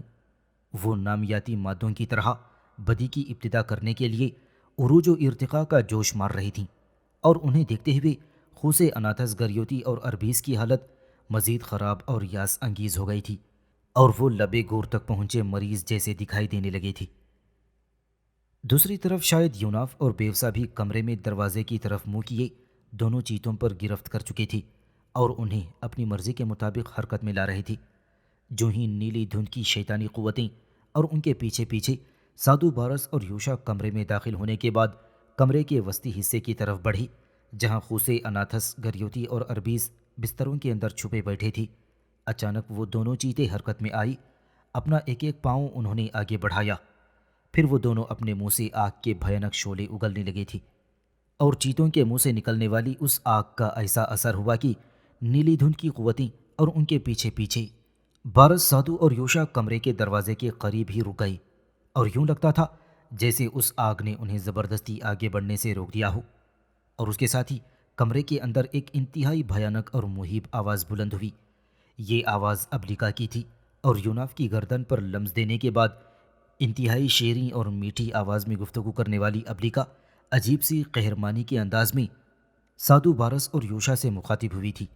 اس کی آواز کی قہرمانی سے یوں لگتا تھا جیسے وہ سایوں تک کو چھیڑ ڈالنے والی ہو اور دل کی تہوں میں شکست و ریخت سناٹوں کی فضاؤں میں ایک طوفان، لہو میں وحشت کا رقص، تیرگی کے شب میں محراب جان کے اندر ٹوٹی بکھرتی صداؤں اور نوکیلے ارادوں کی طرح داخل ہونا چاہتی تھی۔ سادو، بارس اور یوشا کے علاوہ نیلی دھند کی قوتوں کو مخاطب کرتے ہوئے ابلیکا کہنے لگی، شیشہ جان میں دنیا بھر کی ملامتیں اور باب جبروت کا اضافہ کرنے والوں، پستیوں کی پراسرار گونجوں میں مقدارات کی سیاہیاں بکھیرنے والوں، سنو بدی کے بے ضمیر عناصروں، میں تمہیں تنبیہ کرتی ہوں کہ تم سایوں کے تعاقب میں بھاگ کر اپنے پہچان کے زخموں کو مت کریدو۔ زندگی کی پناہ گاہوں کو ہلاکت کے ہاتھوں فنا کی باہوں میں مت دھکیلو۔ گرداب کی مجبوریوں میں گردش دوران کے دیو لاخوں کا اضافہ مت کرو۔ سنو دوسروں کے خیمہ دل پر بھور بنانے والوں، امیدوں کے صحرا میں اوروں کے خوابوں کے خاکے مت بکھیرو۔ زیست کے عنوان کو زہریلا کر کے اپنی جسموں کی قاشوں میں قصہ جدائی، مجبوری اور دل سوزی، عمر بھر کا اضطراب اور زندگی کے تیز طوفانوں کو دعوت مت دو۔ اگر تم ایسا کرو گے تو یاد رکھو تمہیں ایسی اذیت میں ڈالا جائے گا کہ تم سب وصل و ہجر کی داستانی، حرمت ذات کی تفکرات اور اندیشہ فردہ سب بھول جاؤ گے۔ ابلیکا جب خاموش ہوئی تو نیلی دھند کی قوتوں کے اندر ابلیکا کی آواز سے ایک اضطراب اٹھ کھڑا ہوا تھا۔ اس موقع پر سادو بولا اور اپنے بھائی بارس اور یوشا کو مخاطب کرتے ہوئے کہنے لگا، یہ کیسی ہولناک اور قہرمانیت سے بھرپور آواز ہے۔ یہ آواز ہمارے لیے مکمل اجنبی اور ناآشنا ہے۔ ایسی آواز میں نے کبھی پہلے نہیں سنی اور نہ ہی ایسی آواز سے کبھی واسطہ پڑا ہے۔ یہ آواز یوناف کی نہیں، کیونکہ اس کی آواز کے بھاری پن کو میں خوب جانتا اور پہچانتا ہوں۔ اس آواز کے اندر ہلکا ہلکا نسوانی پن ہے۔ یہ آواز بیوسا کی بھی نہیں ہو سکتی، اس لیے کہ ہم اس کی آواز سے بھی خوب آشنا ہیں۔ اس پر یوشا بولی، یہ آواز نہ ہمارے کسی ہمجنس اور نہ ہی کسی انسان کی آواز لگتی ہے۔ لگتا ہے جیسے کوئی انتہائی بھوکی اور پیاسی روح بڑی بے چینی کے ساتھ کسی کو اپنا شکار بنانے کی خاطر غرہ اٹھی ہو نہ ہو ہمیں اس لہجے میں مخاطب کرنے والی ضرور ابلیکا ہی ہوگی۔ اس پر بارس کہنے لگا، یوشا میری بہن، تمہارا اندازہ درست ہے۔ میرے خیال میں یوناف اور بیوسا اس وقت اپنے جھونپڑے میں ہوں گے۔ وہ یہاں نہیں ہیں، صرف ابلیکا ہی میرے خیال میں اس گھر کے مکینوں کی حفاظت کر رہی ہے۔ پر ایک بات میری سمجھ میں نہیں آتی، وہ یہ ہے کہ اس گھر کے مکینوں کے دونوں طرف جو چیتے کھڑے ہیں یہ کیا شے اور بلا ہیں؟ بظاہر یہ دونوں بے جان اور پرسکون سے دکھائی دیتے ہیں، لیکن ہیں یہ اصلی کے چیتے۔ ایک اور نئی بات وہ یہ ہے کہ ان چیتوں سے جو آگ نکل کر ہماری طرف لپکی ہے وہ آگ بھی کوئی عام آگ نہیں ہے، بلکہ ایک انہونی سی تپش اس آگ کے اندر ہے جس نے ہماری راہ روک لی ہے۔ اور میرے خیال میں ان دونوں چیتوں پر اس وقت ابلیکا گرفت کیے ہوئے ہے اور وہی ان چیتوں کو اپنے خلاف حرکت میں لا رہی ہے۔ پر سوچنے اور فیصلہ کرنے کی بات یہ ہے کہ یہ دونوں چیتے کہاں سے آئے ہیں؟ جواب میں سادو کہنے لگا، اگر ان چیتوں کو ابلیکا ہمارے خلاف حرکت میں لا رہی ہے تو یہ بات یقینی ہے کہ یوناف اور بیوسا بھی اس وقت یہیں کہیں موجود ہیں، اس لیے کہ ابلیکا نے ان دونوں کو ہمارے عزائم سے آگاہ کر دیا ہوگا اور نیکی کے نمائندوں کی حیثیت سے وہ ہمارے عزائم کو ناکام بنانے ضرور یہاں موجود ہوں گے۔ اس ماحول پر قابو پانے کے لیے میرے پاس ایک طریقہ کار موجود ہے، اور وہ یہ کہ تم دیکھتے ہو کہ اس کمرے کے 3 اطراف میں دروازے ہیں، چوتھی طرف ایک کھڑکی ہے۔ اگر ہم چاروں طرف سے ہجوم کر کے حملہ آور ہوں تو یہ چیتے بھی ایک انجانی آگ اپنے منہ سے نکالتے ہیں، تو یہ ہمارا کچھ نہیں بگاڑ سکیں گے، اس لیے کہ زیادہ سے زیادہ یہ 2 اطراف سے ہمیں روک سکیں گے اور باقی 2 اطراف سے ہم یقیناً ہجوم کر کے آگے بڑھیں گے اور اپنا مقصد حاصل کرنے میں کامیاب ہو جائیں گے۔ اور سنو، ان ماہی گیروں کی بستی سے باہر کھڑے عارب اور نبیتا کی طرف جائیں، اس سلسلے میں ان سے صلاح مشورہ کریں گے۔ میرے خیال میں یہ ساری صورتحال دیکھتے ہوئے عارب اور نبیتا بھی ہمارے ساتھ آئیں گے۔ اس طرح ہم سب مل کر چاروں طرف سے ان اہل خانہ پر یلغار کر کے اپنا مقصد حاصل کرنے کی کوشش کریں گے۔ بارس اور یوشا دونوں نے سادو کی اس گفتگو سے اتفاق کیا تھا۔ پھر وہ سارے اپنی سری قوتوں کو حرکت میں لائے اور وہاں سے چلے گئے۔ نیلی دھند کی قوتیں بھی ان کے ساتھ ہی تحلیل ہو کر رہ گئی تھی۔ ان سب کے وہاں سے جاتے ہی کمرے میں یوناف اور بیوسا نمودار ہوئے۔ پھر یوناف نے سردار خوسے کو مخاطب کرتے ہوئے کہا، دیکھو سردار خوسے، یہ بھیانک قوتیں تھوڑی دیر کے بعد پھر یہاں لوٹیں گی اور اپنے 2 اور ساتھیوں کو بھی لے کر آئیں گی جن کے نام عارب اور نبیتا ہیں۔ تم سب کو فکر مند ہونے کی ضرورت نہیں۔ یہ قوتیں اپنی تعداد چاہے کتنی ہی زیادہ کیوں نہ کر لیں، ہم دونوں میاں بیوی مل کر ان کا راستہ ضرور روکیں گے۔ اور سردار خوسے، کیا تمہارے گھر میں اس وقت مرتبان قسم کا کوئی برتن ہوگا؟ اس پر خوسے کہنے لگا، ہاں میرے گھر میں اس وقت کئی مرتبان ہیں جو خالی ہیں، تم ان سے کیا کام لینا چاہتے ہو؟ اس پر یوناف کہنے لگا، سردار خوسے، مجھے اس وقت چھوٹے سے ایک میز اور 4 مرتبان کی ضرورت ہے۔ اگر تمہارے گھر میں موجود ہوں تو فوراً منگواؤ تاکہ میں اچھے طریقے سے بدی کی ان قوتوں کے خلاف حرکت میں آ سکوں۔ اس پر خوسے کا بیٹا اناتھس اور بیٹی گریوتس اپنی جگہ سے اٹھے اور یوناف کی طرف دیکھتے ہوئے گریوتی بڑے پیار سے کہنے لگی، ہم ابھی آپ کو 4 مرتبان اور میز لا کر دیتے ہیں۔ اور اس کے ساتھ ہی وہ دونوں بھاگتے ہوئے کمرے سے چلے گئے تھے۔ تھوڑی ہی دیر بعد اناتھس اور گریوتی ایک میز اور 4 برتن لے کر آئی۔ یوناف نے کمرے کے وسط میں سردار خوسے کے قریب ہی میز رکھا اور اس پر کچھ اس طرح مرتبان جمائی کہ 3 مرتبانوں کا رخ کمرے کے 3 دروازوں کی طرف اور چوتھے مرتبان کا رخ کمرے کے پشت کی طرف کھلنے والی کھڑکی کی طرف تھا۔ اس کے بعد یوناف مزید حرکت میں آیا۔ اپنی جگہ پر کھڑے دونوں چیتوں کو اس نے ایک بار پھر بلی کے بچوں میں تبدیل کر دیا اور ان بچوں کو ایک ٹوکرے کے نیچے بند کر دیا، اور پھر وہ پرسکون سا ہو کر بیوسا کے ساتھ خوسے، گریوتی اور اربیز کے پاس بیٹھ گیا تھا۔ تھوڑی دیر بعد اس کمرے کے دروازے پر دوبارہ نیلی دھند کی قوتوں کے پیچھے پیچھے بارس، سادو، یوشا نمودار ہوئے۔ اس بار ان کے ساتھ عارب اور نبیتا بھی تھے۔ یوناف اور بیوسا کو اس کمرے میں بیٹھے دیکھ کر سادو نے تنزیہ سے انداز میں یوشا کو مخاطب کرتے ہوئے کہا، میں نے پہلے ہی تم سے کہہ دیا تھا کہ اگر وہ آواز ابلیکا کی تھی تو یوناف اور بیوسا بھی یہاں ہو سکتے ہیں، لہٰذا تم دیکھو اس وقت یوناف اور بیوسا یہاں موجود ہیں، اور میں سمجھتا ہوں کہ ان کی موجودگی میں ہم نہ گریوتی کو اٹھا کر لے جا سکتے ہیں اور نہ گریوتی کے بھائی اناتھس کو کوئی نقصان پہنچا سکتے ہیں۔ اس پر عارب کہنے لگا، سنو سادو، ایسی مایوسی کی گفتگو مت کرو۔ یہ یوناف اور بیوسا کوئی ایسے ناقابل تسخیر تو نہیں ہیں کہ جن کے متعلق تم اس قسم کی گفتگو کر رہے ہو؟ اور کیا یہ دونوں وہ نہیں ہیں جنہیں تم لوگوں نے میرے محل کے اندر ایک اسیر اور قیدی بنا کر رکھا تھا؟ اور پھر تم ہی وہ لوگ ہو جو اس یوناف کی پیٹھ داغتے رہے ہو، اور وہ بڑی بے بسی اور لاچارگی سے اس کی اذیت کو برداشت کرتا رہا ہے۔ اس پر سادو بولا اور کہنے لگا، لیکن عارب ہمارے رفیق، یہ بات بھی ذہن میں رکھو کہ یہ وہی یوناف ہے جس نے ہمارے یہاں اذیتیں برداشت کرنے کے بعد بہت جلد کسی آسمانی قوت کی طرح مجھے اچک لیا تھا اور مجھے ماہی گیروں کی بستی میں لے گیا، اور وہاں جس طرح ہم اسے اذیتیں دیتے رہے تھے ویسے ہی وہ بھی میری پیٹھ کو لوہے کی گرم سلاخوں سے جلاتا رہا، اور پھر ماہی گیروں کی بستی کے اندر رات کی تاریکی میں آقا عزازیل کے ہوتے ہوئے جو ہمارا ان کے ساتھ مقابلہ ہوا تھا وہ بھی تم خوب جانتے ہو، اس میں ہمیں کوئی کامیابی نہ ہوئی تھی۔ آخر آقا عزازیل کی غیر موجودگی میں ہم کیوں کر نیکی کے ان نمائندوں کو اپنے سامنے تسخیر کر سکیں گے؟ اس پر عارب مایوس سے لہجے میں سادو کو مخاطب کرتے ہوئے کہنے لگا، دیکھ سادو، ہمیں کوشش ضرور کرنی چاہیے۔ تم جانتے ہو کہ میں گریوتی نام کی اس لڑکی کو پسند کر چکا ہوں اور ہر حالت میں اسے حاصل کرنے کا تہیہ کر چکا ہوں، خواہ اس کے لیے مجھے یوناف سے ہی نہیں بلکہ لوہے کی چٹانوں سے ہی کیوں نہ ٹکرانا پڑے۔ لہٰذا جو لائحہ عمل تم نے تجویز کیا ہے اس کے مطابق کمرے کے چاروں دروازوں کی طرف پھیل جاؤ اور چاروں طرف سے ایک مشت ان پر حملہ آور ہونے کی کوشش کرو۔ بارس، سادو، تم دونوں یوناف کو اپنے ساتھ مصروف رکھنے کی کوشش کرنا، بیوسا کو نبیتا اور یوشا مل کر سنبھالیں گی، اور اسی دوران میں گریوتی کو اٹھا کر لے جاؤں گا۔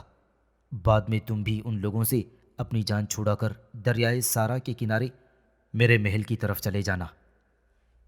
یہ فیصلہ ہوتے ہی کمرے کے ایک دروازے پر عارب اپنی نیلی دھند کی قوتوں کے ساتھ کھڑا رہا، دوسرے دروازے پر سادھو اور تیسرے دروازے پر بارس جا کھڑا ہوا، جبکہ کمرے کی پشت کی طرف جو کھڑکی تھی وہاں نبیتا اور یوشا جا کر کھڑی ہو گئیں۔ پھر ہاتھ کے اشارے سے عارب نے کمرے میں داخل ہو کر حملہ کرنے کا حکم دے دیا، اور اس کے ساتھ ہی وہ سب چاروں دروازوں سے داخل ہو کر آگے بڑھنا شروع ہوئے تھے۔ لیکن عین اس موقع پر ایک خونخوار انقلاب رونما ہوا، اور وہ یوں کہ یوناف اور بیوسا نے کمرے کے وسط میں جو میز پر 4 مرتبان چاروں دروازوں اور کھڑکیوں کی طرف منہ کر کے رکھے ہوئے تھی، ان سے روشنی کے ارتعاش بکھرے ذروں کی خوفناک کہانیوں کی طرح آگ نکل کھڑی ہوئی، اور وہ آگ کوہر آلود فضا اور اوہام کی چادر میں نور کی رفتار کی طرح سفر کرتی ہوئی چاروں دروازوں اور کھڑکیوں کی طرف بڑھی، اور اڑتے روشن لمحوں کی طرح اس آگ نے عارب کی نیلی دھند کی قوتوں اور سادو، بارس اور یوشا اور نبیتا کو ایک طرح سے اپنی لپیٹ میں لے لیا تھا، اور اس آگ کا سامنا ہوتے ہی وہ سب تڑپ کر رہ گئے تھی، پیچھے ہٹے اور کمرے سے باہر نکل کھڑی ہو گئی۔ یوں لگتا تھا کہ اس آگ نے ان سب کے سامنے طوفانوں کی کوئی جولان گاہ کھڑی کر دی ہو، جس کی وجہ سے وہ خوف و ناکامی اور رسوائی میں مبتلا ہو کر رہ گئے۔ ان سب کی حالت ایسی ہو رہی تھی جیسے شکستہ روحوں کے خواب ہوں، اور وہ اس طرح پیچھے ہٹے تھے جیسے سرد ہوائیں زرد پتوں کو اڑا دیتی ہیں۔ دروازوں اور کھڑکیوں پر وہ اس طرح مایوسی کے عالم میں رک گئے تھے جیسے گونجتے صحرا اور دشت میں ہر لمحہ پگھلتی ساعتوں پر بے بسی اور لاچارگی طاری ہو گئی ہو۔ ان سب کی اس کیفیت پر یوناف نے ایسا بھیانک اور پرزور قہقہہ لگایا کہ وہ سارا کمرہ اس کے قہقہے سے گونج اٹھا تھا، اور پھر وہ ان سب کو مخاطب ہو کر کہنے لگا، سنو بدی کے گماشتوں، تم لوگ کمرے سے باہر کیوں نکل کھڑے ہو گئے؟ آگے بڑھ کر مجھ پر اور میری بیوی پر حملہ کرو، پھر دیکھو میں تمہارے لیے کیا سما باندھتا ہوں۔ کیا تم محسوس نہیں کرتے کہ اس کمرے میں داخل ہونے کے ساتھ ہی میں نے تمہارے دل و جان کی راحت کو درد کی تیز لو اور دائرہ دائرہ لہروں جیسے تمہارے سکون کو کیسے کیسے ذائقوں سے بھر دیا ہے؟ اور سنو، اس دنیا، اس زمانے میں اپنے آپ کو سب سے زیادہ پرقوت اور ناقابل تسخیر مت سمجھو، اس لیے کہ یہ زمانہ ایک ساہوکار ہے، اور ہر ذی حیات اس ساہوکار کا مقروض ہے، لہٰذا اس زمانے میں ایک سے ایک بڑھ کر بیٹھا ہوا ہے۔ اور سنو عارب، تم جو گریوتی کو حاصل کرنے کی خواہش رکھتے ہو، تو یہ تمہاری خواہش میں کبھی پوری نہ ہونے دوں گا۔ تم سردار خوسے کے بیٹے اناتھس کو قتل کر کے گریوتی تک پہنچنا چاہتے تھے، پر سن رکھو، میں تمہارے ہاتھوں اناتھس کو نقصان نہ پہنچنے دوں گا، اور نہ ہی تمہیں گریوتی تک پہنچنے دوں گا۔ اور اگر تم نے پھر کبھی ایسا کرنے کی کوشش کی تو یاد رکھو، میں تمہیں پاؤں سے لے کر سر تک آگ کی ایسی اذیت میں مبتلا کروں گا کہ تم چربی کی طرح پگھل کر رہ جاؤ گی۔ اب عارب نے شاید اندازہ لگا لیا تھا کہ وہ نہ اناتھس کو قتل کر سکتا ہے اور نہ ہی گریوتی کو حاصل کر سکتا ہے، لہٰذا اس نے سب کو اپنے سر کا مخصوص اشارہ کیا، اور یہ اشارہ پاتے ہی سب اپنی سری قوتوں کو حرکت میں لائے اور وہاں سے روپوش ہو گئے تھے۔ ان کے جانے کے بعد یوناف اور بیوسا کے چہرے پر ہلکی ہلکی مسکراہٹ نمودار ہوئی تھی، اور اس کے ساتھ ہی یوناف اپنی جگہ سے اٹھا، ٹوکرا اٹھا کر اس نے بلی کے دونوں بچوں کو نکال دیا، اور دونوں بچے باری باری کبھی یوناف اور کبھی بیوسا کی ٹانگوں سے اپنے منہ، اپنے جسم اور اپنی دموں کو رگڑ رگڑ کر ان سے مانوسیت اور پیار کا اظہار کرنے لگے تھے۔ پھر یوناف بولا اور سردار خوسے کو مخاطب کرتے ہوئے کہنے لگا، سردار خوسے، اب تم اپنے اہل خانہ کے ساتھ اٹھ کھڑے ہو اور اپنے روز مرہ کے کاموں میں مصروف ہو جاؤ۔ بدی کی ان قوتوں سے اب تمہیں کوئی خطرہ اور خدشہ نہیں ہے۔ تم نے دیکھا کہ وہ ناکام اور نامراد ہو کر یہاں سے چلے گئے ہیں، اب وہ ادھر کا رخ کرنے کی کوشش نہیں کریں گے، اس لیے کہ وہ جانتے ہیں کہ میں یہاں ہوں، اور اگر وہ دوبارہ ادھر آنے کا ارادہ کرتے ہیں تو انہیں کسی نہ کسی اذیت میں مبتلا ہونا پڑے گا، لہٰذا وہ پھر ادھر آنے کی کوشش نہیں کریں گے۔ اس پر خوسے، اناتھس، گریوتی اور اربیز اپنی جگہ سے اٹھ کھڑی ہوئی تھی۔ سب نے باری باری یوناف اور بیوسا کا شکر ادا کیا، اور پھر خوسے نے آگے بڑھ کر یوناف کو اپنے ساتھ لپٹاتے ہوئے بڑی شفقت میں کہا، یوناف میرے بیٹے، میری خواہش یہ ہے کہ تم کچھ عرصہ ہمارے ساتھ یہاں ہی رہو۔ مجھے امید ہے کہ تم میری اس خواہش کو ٹھکراؤ گے نہیں۔ اس پر یوناف بڑی نرمی اور اپنائیت میں سردار خوسے کو مخاطب کرتے ہوئے کہنے لگا، خوسے، تم فکر مند نہ ہو۔ تمہارے بیٹے اناتھس اور تمہاری بیٹی گریودی کو اب کوئی خطرہ نہیں ہے۔ بہرحال جب تک تم چاہو گی میں تمہارے یہاں قیام کروں گا۔ جواب میں سردار خوسے نے یوناف کا شکر ادا کیا اور پھر وہ اپنے روز مرہ کے کاموں میں مشغول ہو گئے تھے۔ یوناف اور بیوسا کو سردار خوسے کے یہاں قیام کیے کئی ہفتے گزر گئے تھے۔ ایک روز جب کہ یوناف سردار خوسے اور اس کے بیٹے اناتھس کے ساتھ مچھلی کے شکار کے لیے گیا ہوا تھا اور بیوسا اپنے کمرے میں اکیلی بیٹھی تھی، خوسے کی بیوی اربیز اس کمرے میں داخل ہو گئی۔ بیوسا نے اپنے قریب ہی اربیز کو بیٹھنے کے لیے جگہ دی۔ اس نے دیکھا کہ اربیز کے چہرے پر پریشانی اور فکر مندی کے آثار تھے۔ اربیز بیوسا کے پاس بیٹھ گئی۔ بیوسا نے اس کے چہرے سے اندازہ لگا لیا کہ وہ کچھ کہنا چاہ رہی تھی، لیکن شاید کسی وجہ سے ایسا کرنا اس کے لیے مشکل ہو رہا تھا۔ بیوسا نے اس کے شانوں پر ہاتھ رکھا اور ازراہ ہمدردی اس نے اربیز کو مخاطب کرتے ہوئے پوچھا، میں دیکھتی ہوں کہ آپ کچھ پریشان اور فکر مند ہیں۔ آپ میری ماں کی جگہ ہیں، کہیں کیا بات ہے؟ کیا آپ کو پھر اناتھس اور گریوتی کے سلسلے میں کوئی فکر مندی اور پریشانی لاحق ہو گئی ہے؟ اس پر اربیز نے تھوڑی دیر کے لیے بیوسا کی طرف دیکھا، پھر کسی قدر ہچکچاتے ہوئے کہنے لگی، پریشانی تو ہے میری بیٹی، لیکن اناتھس کی طرف سے نہیں بلکہ خود اپنی بیٹی گریوتی کی طرف سے ہے۔ اس پر بیوسا نے گہری نگاہوں سے اربیز کی طرف دیکھا اور پوچھنے لگی، گریوتی کی طرف سے آپ کو کیا پریشانی لاحق ہو گئی ہے؟ اس پر اربیز کسی قدر اپنے آپ کو سنبھالتے ہوئے کہا، بیٹی، اس گھر میں ایک حادثہ رونما ہو گیا ہے اور میں ڈرتی ہوں کہ یہ حادثہ کہیں میری بیٹی گریوتی کی جان نہ لے لے۔ بات یوں ہے میری بیٹی کہ گریوتی یوناف کو پسند کرنے لگی ہے اور اس سے شادی کی خواہش مند ہے۔ میں نے اسے اس سے باز رکھنے کی بہتری کوشش کی۔ گزشتہ کئی دنوں سے میں اسے سمجھا بجھا کر اس کا ذہن اس کے دل کے رجحان بانٹنے کی کوشش کرتی رہی ہوں، لیکن اس معاملے میں گریوتی میں سمجھتی ہوں انتہا پسند ہو چکی ہے اور اس کا کہنا ہے کہ اگر اس کی خواہش پوری نہ کی گئی تو وہ اپنی زندگی کا خاتمہ کر لے گی۔ میں نے اسے بہتر سمجھایا کہ یوناف اور بیوسا دونوں میاں بیوی ہیں، وہ انتہائی محبت آمیز اور پرسکون زندگی بسر کر رہے ہیں، اور اگر تم نے یوناف کے ساتھ شادی کرنے کا اظہار کر دیا تو اس طرح ان دونوں میاں بیوی کی زندگی میں کہیں کوئی بے سکونی پیدا نہ ہو جائے۔ میں نے اسے یہاں تک سمجھایا کہ ایسا اظہار کر کے تم پرسکون پانی کے تالاب کے اندر پتھر پھینکنے کی کوشش کر رہی ہو۔ اے بیٹی، اب تو ہی بتا میں اس گریوتی کے لیے کیا کروں؟ جواب میں بیوسا کے چہرے پر ہلکی ہلکی مسکراہٹ نمودار ہوئی۔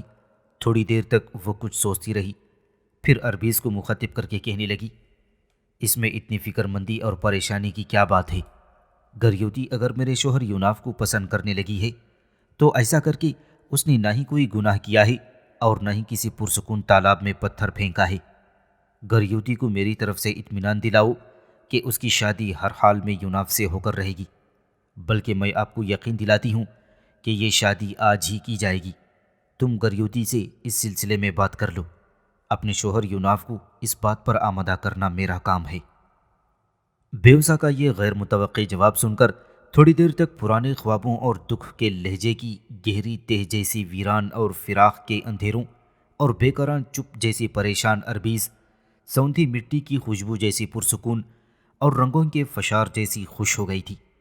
اپنی جگہ سے اٹھ کر اس نے بیوسا کو اپنے ساتھ لپٹا لیا اور پھر وہ کہنے لگی، دیکھو بیٹی، تو نے گریوتی کی شادی یوناف سے کرنے کا ارادہ ظاہر کر کے میری جھولی میرے دامن میں دنیا بھر کی خوشیاں ڈال دی ہیں، ورنہ جب میں تمہارے کمرے میں داخل ہوئی تھی اس وقت مجھے اندیشہ تھا کہ تم برہمی اور ناراضگی کا اظہار کرو گی، اور مجھے یہ بھی خطرہ تھا کہ تمہارے اس جواب سے مجھے ہمیشہ کے لیے اپنی بیٹی گریوتی سے محروم ہونا پڑے گا، لیکن تم نے تو ہم دونوں ماں بیٹی کو ایک نئی زندگی اور انوکھی خوشی عطا کر دی ہے۔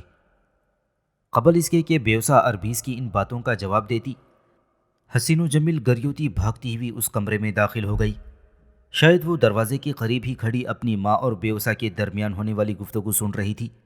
کمرے میں بھاگتی ہوئی وہ داخل ہوئی تھی اور پھر بری طرح بیوسا سے لپٹ گئی۔ ساتھ ہی وہ بیوسا کے حسین گال اس کی پیشانی چومنے لگی اور پھر کہنے لگی، بیوسا میری بہن، تم نے مجھ پر وہ احسان کیا ہے جسے میں زندگی بھر اتار نہ سکوں گی اور فراموش نہ کر سکوں گی۔ اس پر بیوسا کہنے لگی، یہ تم پر کوئی احسان نہیں، میں نے اس گھر کا نمک کھایا ہے اور اس گھر کی بہتری اور بھلائی بھی مجھے منظور ہے۔ بیوسا کی یہ باتیں سن کر گریوتی اور اربیز دونوں خوش اور مطمئن ہو گئی تھیں۔ پھر وہ بیوسا کو اپنے ساتھ لے جا کر شام کا کھانا تیار کرنے لگی تھیں۔ شام کو یوناف جب مچھلی کے شکار سے لوٹا تو بیوسا اس کا ہاتھ پکڑ کر اسے اس کمرے میں لے گئی جو سردار خوسے کے یہاں ان دونوں کے لیے مخصوص کیا گیا تھا۔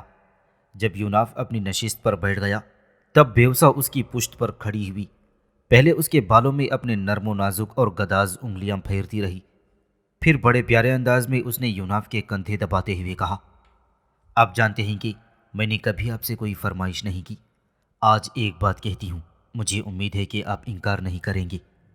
اس پر یوناف نے مڑ کر بیوسا کی طرف دیکھا۔ تھوڑی دیر تک وہ اس کی آنکھوں میں آنکھیں ڈال کر اس کا جائزہ لیتا رہا، پھر کہنے لگا، کہو تم کیا کہنا چاہتی ہو؟ جواب میں بیوسا بولی اور کہنے لگی، میں یہ کہنا چاہتی ہوں کہ آپ سردار خوسے کی بیٹی گریوتی سے شادی کر لیں۔ بیوسا کے اس جواب پر یوناف چونک کر اپنی جگہ سے اٹھ کھڑا ہوا، پھر تیز نگاہوں سے اس نے بیوسا کی طرف دیکھا اور پھر کہنے لگا، یہ تمہیں کیا ہو گیا ہے؟ تم اپنے حواس میں تو ہو؟ عورتیں تو اپنے شوہر کی شراکت داری میں کسی اور عورت اور لڑکی کا عمل دخل ہی قبول نہیں کرتی۔ تم کیسی بیوی ہو کہ تم مجھے خود سردار خوسے کی بیٹی گریوتی سے شادی کا مشورہ دے رہی ہو؟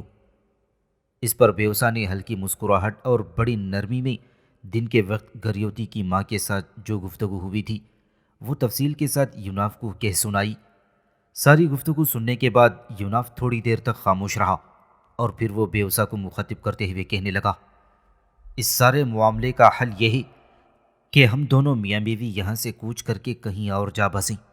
ہمارے جانے کے بعد گریوتی خود بخود مجھے بھول جائے گی، اپنی محبت کو فراموش کر دے گی اور اپنی اسی ماہی گیروں کی بستی میں کسی اور سے شادی کر کے خوش و خرم زندگی کی ابتدا کر دے گی۔ اس پر بیوسا فوراً بولی اور گریوتی اور اس کی ماں اربیز کے دفاع میں کہنے لگی، نہیں، معاملہ ایسا نہیں ہے، میں نے دیکھا ہے گریوتی آپ سے محبت کرتی ہے، میں باورچی خانے میں تفصیل کے ساتھ اس سے گفتگو بھی کر چکی ہوں، اگر اس کی شادی آپ سے نہ ہوئی تو مجھے پختہ یقین ہے کہ وہ لڑکی دیوانی ہو کر خودکشی کر لے گی، اور میں نہیں چاہتی کہ سردار خوسے کی بیٹی گریوتی جسے ہم نے عارف کی بدی سے نجات دی ہے وہ خود اپنی موت کا باعث بن جائے، لہٰذا میری سب سے بڑی خواہش یہ ہے کہ آپ اس سے شادی کر لیں۔ اس پر یوناف نے تیز نگاہوں سے بیوسا کی طرف دیکھا اور استفہامیہ انداز میں پوچھنے لگا، جو کچھ تم کہہ رہی ہو کیا یہ تمہارے دل کی آواز ہے یا تم یوں ہی میرا امتحان لینے پر تلی ہوئی ہو؟ اس پر بیوسا سنجیدہ ہو گئی اور کہنے لگی، قسم خداوند کی، جو کچھ میں کہہ رہی ہوں اپنے دل کی گہرائیوں اور پورے خلوص کے ساتھ کہہ رہی ہوں، میں کبھی بھی آپ کو یہ مشورہ نہ دیتی، آپ جانتے ہیں کہ میں کس قدر گہری محبت آپ سے کرتی ہوں، میں آپ کی ذات میں کسی اور عورت کی شراکت داری بھی پسند نہیں کرتی، لیکن جو معاملہ گریوتی کا ہے اس میں اگر ہم نے اس کی مدد نہ کی تو وہ گریوتی محبت کا شکار ہو جائے گی، جبکہ میں ایسا پسند نہیں کرتی۔ اس پر یوناف نے تقریباً ہار مانتے ہوئے کہا، تمہاری مرضی ہے، جیسا چاہو کرو۔ یوناف کا جواب سن کر بیوسا بے پناہ خوشی کا اظہار کرتے ہوئے کمرے سے باہر بھاگ گئی تھی۔ اس وقت صحن میں گریوتی، اس کی ماں اربیز اور اناتھس کھڑے ہوئے تھے۔ بیوسا بھاگتی ہوئی ان کے پاس آئی اور کہنے لگی، میں تم لوگوں کو یہ خوشخبری سنانے آئی ہوں کہ یوناف کو میں نے گریوتی سے شادی پر آمادہ کر لیا ہے، تم چاہو تو آج ہی گریوتی کو یوناف سے بیاہ سکتے ہو۔ بیوسا کے اس انکشاف پر اناتھس اربیز کے چہروں پر مسکراہٹ پھیل گئی، پھر اسی شام گریوتی کو یوناف سے بیاہ دیا گیا اور یوناف اور بیوسا مچھیروں کی اس بستی میں گریوتی کے ساتھ رہنے لگے تھے۔ رومانوں کے نئے شہنشاہ نیرو کو شہنشاہ کلاڈیوس نے اپنا بیٹا بنا لیا تھا، لہذا مورخین نیرو کو کلاڈیوس کے بیٹے ہی کے نام سے یاد کرتے ہیں۔ کلاڈیوس نے اپنی آخری عمر میں اپنی خوبصورت اور حسین و جمیل بھتیجی ایگریپینا سے چونکہ شادی کر لی تھی، اور یہی ایگریپینا کلاڈیوس کی موت کا سبب بنی تھی، اس لیے کہ اگر اگرپینا نے اپنے شوہر کلاڈیوس کو زہر دے کر ہلاک کر دیا تھا، لیکن اگرپینا ایک تو شاہی خاندان سے تعلق رکھتی تھی اور دوسرے رومن معاشرے میں اس کا اس قدر تعلق تھا کہ کسی کو اس پر کلاڈیوس کو زہر دے کر ہلاک کرنے کے جرم میں مقدمہ چلانے کی ضرورت نہ ہوئی۔ لہذا کلاڈیوس کے بعد جب نیرو روم کا شہنشاہ بنا تو اگرپینیا عمر میں نیرو سے چھوٹی تھی، لیکن چونکہ کلاڈیوس نے نیرو کو اپنا بیٹا بنا لیا تھا، اگرپینا کلاڈیوس کی بیوی کی حیثیت سے نہیں، نیرو کی سرپرست ماں بن کر حکومت پر چھا گئی تھی۔ گو نیرو کی بیوی آکٹوویا سابق شہنشاہ کی بیٹی تھی اور وہ اپنی سوتیلی ماں اگرپینا کو پسند نہیں کرتی تھی اور انتہا درجے کی اس سے نفرت کرتی تھی، اس لیے کہ وہ اس کے شہنشاہ باپ کی قاتل تھی۔ لیکن اس کے باوجود اگرپینا کی جڑیں اس قدر مضبوط تھیں کہ نیرو کے تخت نشین ہوتے ہی اس نے نیرو پر ایسا تسلط قائم کر لیا تھا کہ ہر کام اگرپینا کی مرضی کے مطابق ہونے لگا۔ اگرپینا نے ایک انتہائی دانشور اور عقل مند انسان سینیکا کو حکومت چلانے کے لیے نیرو کا استاد اور اتالیق مقرر کر دیا تھا۔ اس سینیکا نے ایک اور دانشور انسان جس کا نام بورس تھا اسے نیرو کا وزیر اور مشیر مقرر کر دیا، لیکن 2 ہی سال بعد نیرو نے سینیکا اور بورس کو اپنا وزیر اور مشیر مقرر کر دیا۔ اس دوران اگرپینا نے حکومت پر چھاتے ہوئے مظالم کی انتہا کر دی تھی۔ نیرو اگرپینا کو ماں کا درجہ دیتا، لہذا اس کی خواہش کا بڑا احترام کرتا تھا۔ اسی احترام کی آڑ میں اگرپینا نے نیرو پر چھاتے ہوئے رومن معاشرے کے اندر جس قدر اپنے دشمن تھے ان سب کا خاتمہ کروا دیا تھا۔ اگرپینا کی وجہ سے نیرو کے شروع کے دور میں جو مظالم ہوئے تھے ان کی وجہ سے مورخین نیرو کے متعلق متضاد قسم کے خیالات رکھتے ہیں۔ مشہور مورخ ٹراجن نیرو کے متعلق لکھتے ہوئے کہتا ہے کہ اس کے پہلے 5 سال انتہائی کامیاب تھے اور اس نے وہ کارہائے نمایاں انجام دیے جو اس سے پہلے کوئی بھی رومن شہنشاہ انجام نہ دے سکا تھا۔ جبکہ ایک دوسرا رومن مورخ مارکوس آوریوس لکھتا ہے کہ نیرو وحشی جانوروں اور خونخوار افریت جیسا ظالم اور ستمگر تھا۔ بہرحال اس اگرپینا کی وجہ سے بہت سے مورخین نے نیرو کی کردار کشی کی ہے۔ تخت نشین ہونے کے بعد نیرو نے جو سب سے اچھا کام کیا وہ یہ تھا کہ رومنوں پر جس قدر غیر ضروری ٹیکس تھے وہ معاف کر دیے۔ اس کے علاوہ رومنوں کے مشرق، مغرب، شمال اور جنوب میں جس قدر صوبے ماتحت تھے انہیں باقاعدہ نمائندگی دی گئی، اور یہ نیرو کی عمدہ حکمرانی کا دوسرا کام تھا۔ اور اس طرح وہ ملک جن پر رومن قابض ہو گئے تھے اور انہیں اپنے صوبے قرار دیے تھے، انہیں جب حکمرانی میں نمائندگی ملی تو ان کے اندر بغاوتیں اٹھنے کی رفتار کافی حد تک کم ہو گئی تھی۔ دوسری طرف نیرو کے دونوں قابل اعتماد وزیر سینیکا اور بورس اگرپینا کے بے پناہ مظالم کی وجہ سے دن بدن اس کے خلاف ہوتے جا رہے تھے۔ انہوں نے نیرو کو اگرپینا کے خلاف حرکت میں لانے کے لیے بہتری کوشش کی، لیکن اس میں ان دونوں کو کامیابی حاصل نہ ہوئی۔ اس کی وجہ یہ تھی کہ ایک تو اگرپینا کو نیرو اپنی ماں کا درجہ دیتا تھا، گو وہ اس سے عمر میں کم تھی۔ دوسرے یہ کہ اگرپینا کچھ اس طرح حکومت اور حکومتی کارندوں پر چھا گئی تھی کہ اسے ہاتھ ڈالنا اپنی موت کو دعوت دینے کے برابر خیال کیا جاتا۔ اس بنا پر نیرو اگرپینا کے خلاف حرکت میں آتے ہوئے گھبراتا تھا اور اسے ڈر تھا کہ اگر وہ اگرپینا کے خلاف حرکت میں آیا تو اسے کہیں تاج و تخت سے ہی محروم نہ کر دیا جائے۔ اسے یہ خدشہ بھی تھا کہ اگر اس نے اگرپینا کی مخالفت شروع کی تو اگرپینا خفیہ طریقے سے اسے زہر دے کر ہلاک کر دے گی۔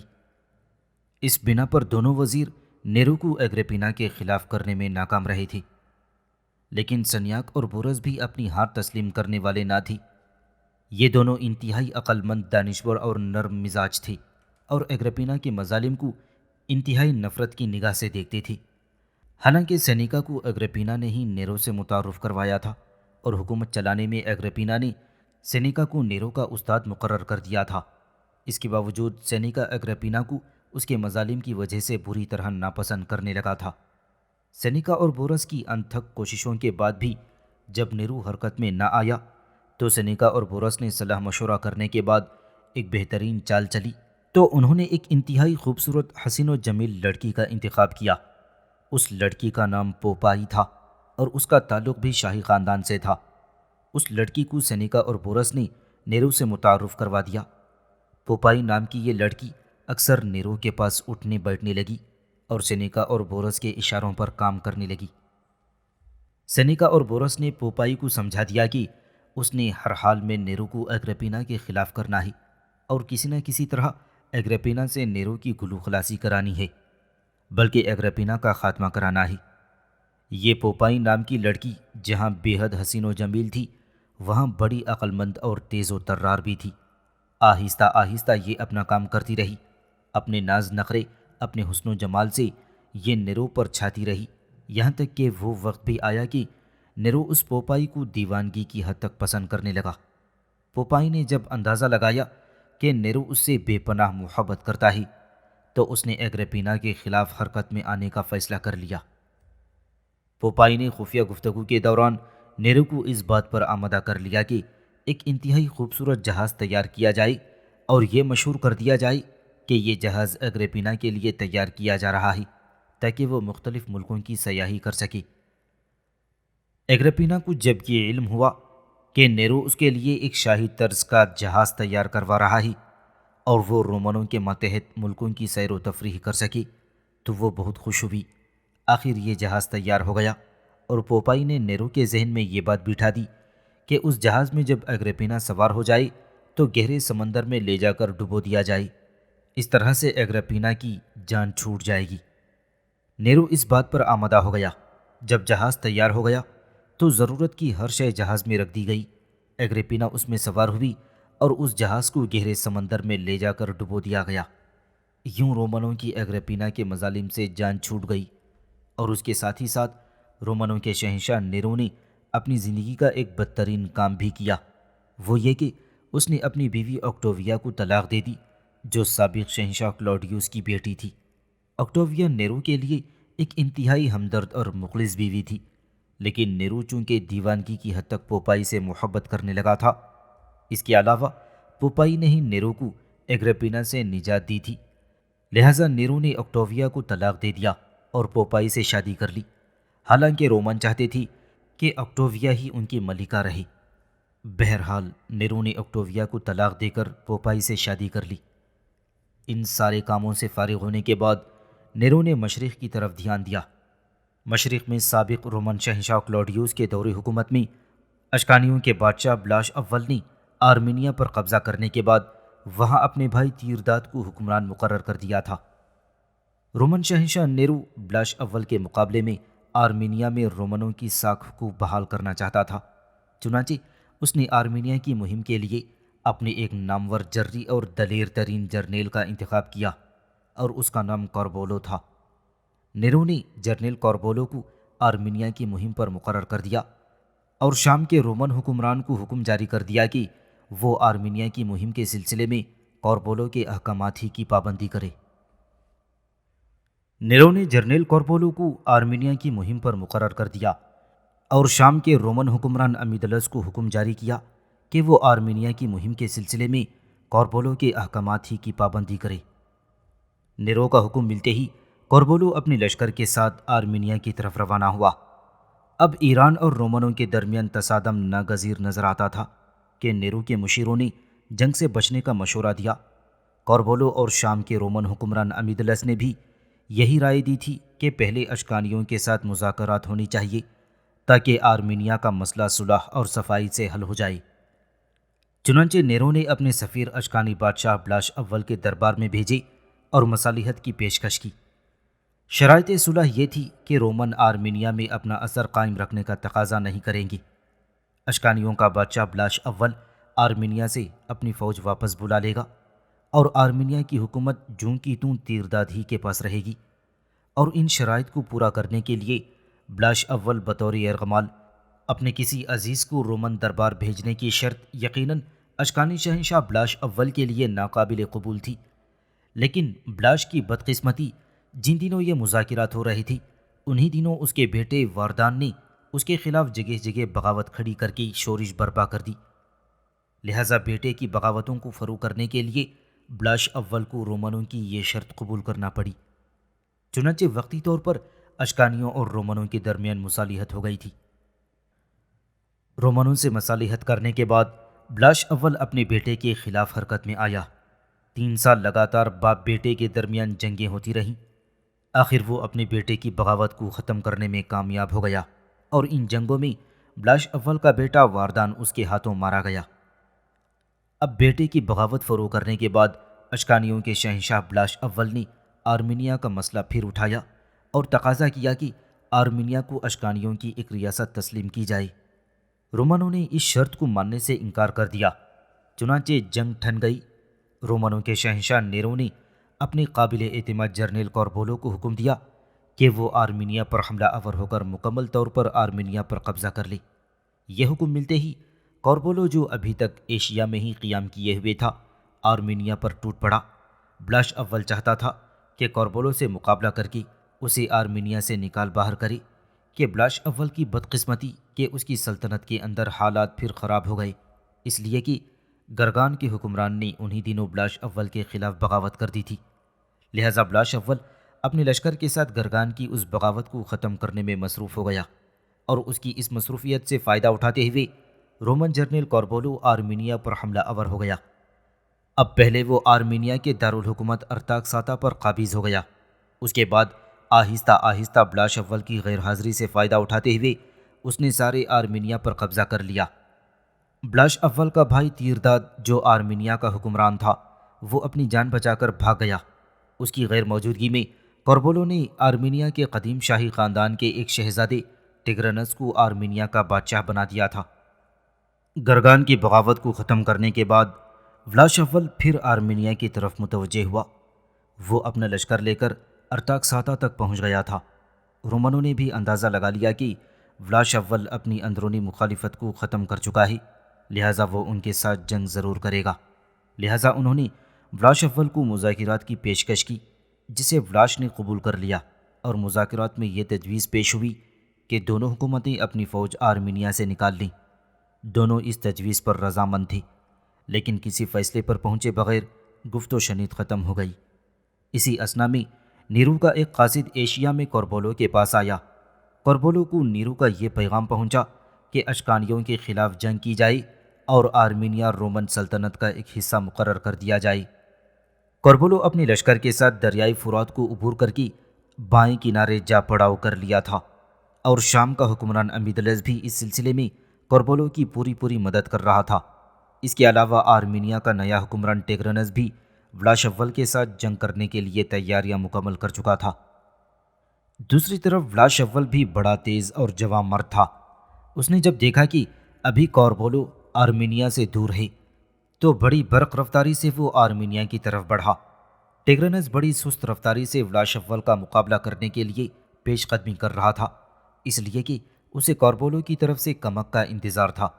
اس موقع سے فائدہ اٹھاتے ہوئے بلاش اول نے آرمینیا کے ایک حصے کو روند کر پامال کر ڈالا، جس کے نتیجے میں آرمینیا کا حکمران ٹیگرنس بلاش اول کے ساتھ گفت و شنید کے لیے آمادہ ہو گیا۔ کوربولو ابھی اپنا لشکر لے کر آرمینیا نہ پہنچا تھا۔ آخر ٹیگرنس نے وعدہ کیا کہ وہ ان قلعوں سے دستبردار ہو جائے گا جن پر رومنوں کا قبضہ ہے، نیز جدید گفت و شنید کے فیصلے تک آرمینیا کو خالی کر دے گا۔ اب رومنوں نے جب دیکھا کہ بلاش اول لمحہ بلمحہ آرمینیا کے سلسلے میں رومنوں پر حاوی ہوتا جا رہا ہے، تو انہوں نے جنگ سے بچنے کے لیے پھر بلاش اول کو گفت و شنید کی دعوت دی، لیکن یہ گفت و شنید پھر ناکام ہو گئی۔ اب رومی سلطنت نے اشکانیوں سے جنگ کرنے کے مکمل اختیارات اپنے جرنیل کوربولو کو سونپ دیے تھے، لہٰذا کوربولو نے آرمینیا کی طرف پیش قدمی کی، لیکن جنگ شروع کرنے سے پہلے پھر دونوں حکومتوں کے نمائندوں میں گفت و شنید شروع ہو گئی۔ آخر فیصلہ یہ ہوا کہ بلاش اول کے بھائی تیرداد کو آرمینیا کا حاکم مقرر کر دیا جائے۔ اس مقصد کے لیے تیرداد خود روم جائے، اور اس مقصد کے لیے خود تیرداد روم چلا جائے اور قیصر روم نیرو کے ہاتھ سے تاج پہن کر واپس آئی اور آرمینیا پر حکمرانی کرنے لگے۔ ان شرائط کے مطابق تیرداد 3000 ایرانی سواروں کے ساتھ روم شہر کو روانہ ہوا۔ اس کے سفر کے اخراجات 600 پاؤنڈ روزانہ تھے، جو رومن خزانے سے ادا کیے جاتے تھے۔ یہ اخراجات لگاتار 9 ماہ تک ادا کیے گئے۔ جہاں جہاں سے تیرداد گزرتا تھا، اس کا استقبال اس طرح کیا جاتا جیسے کوئی فاتح آ رہا ہو۔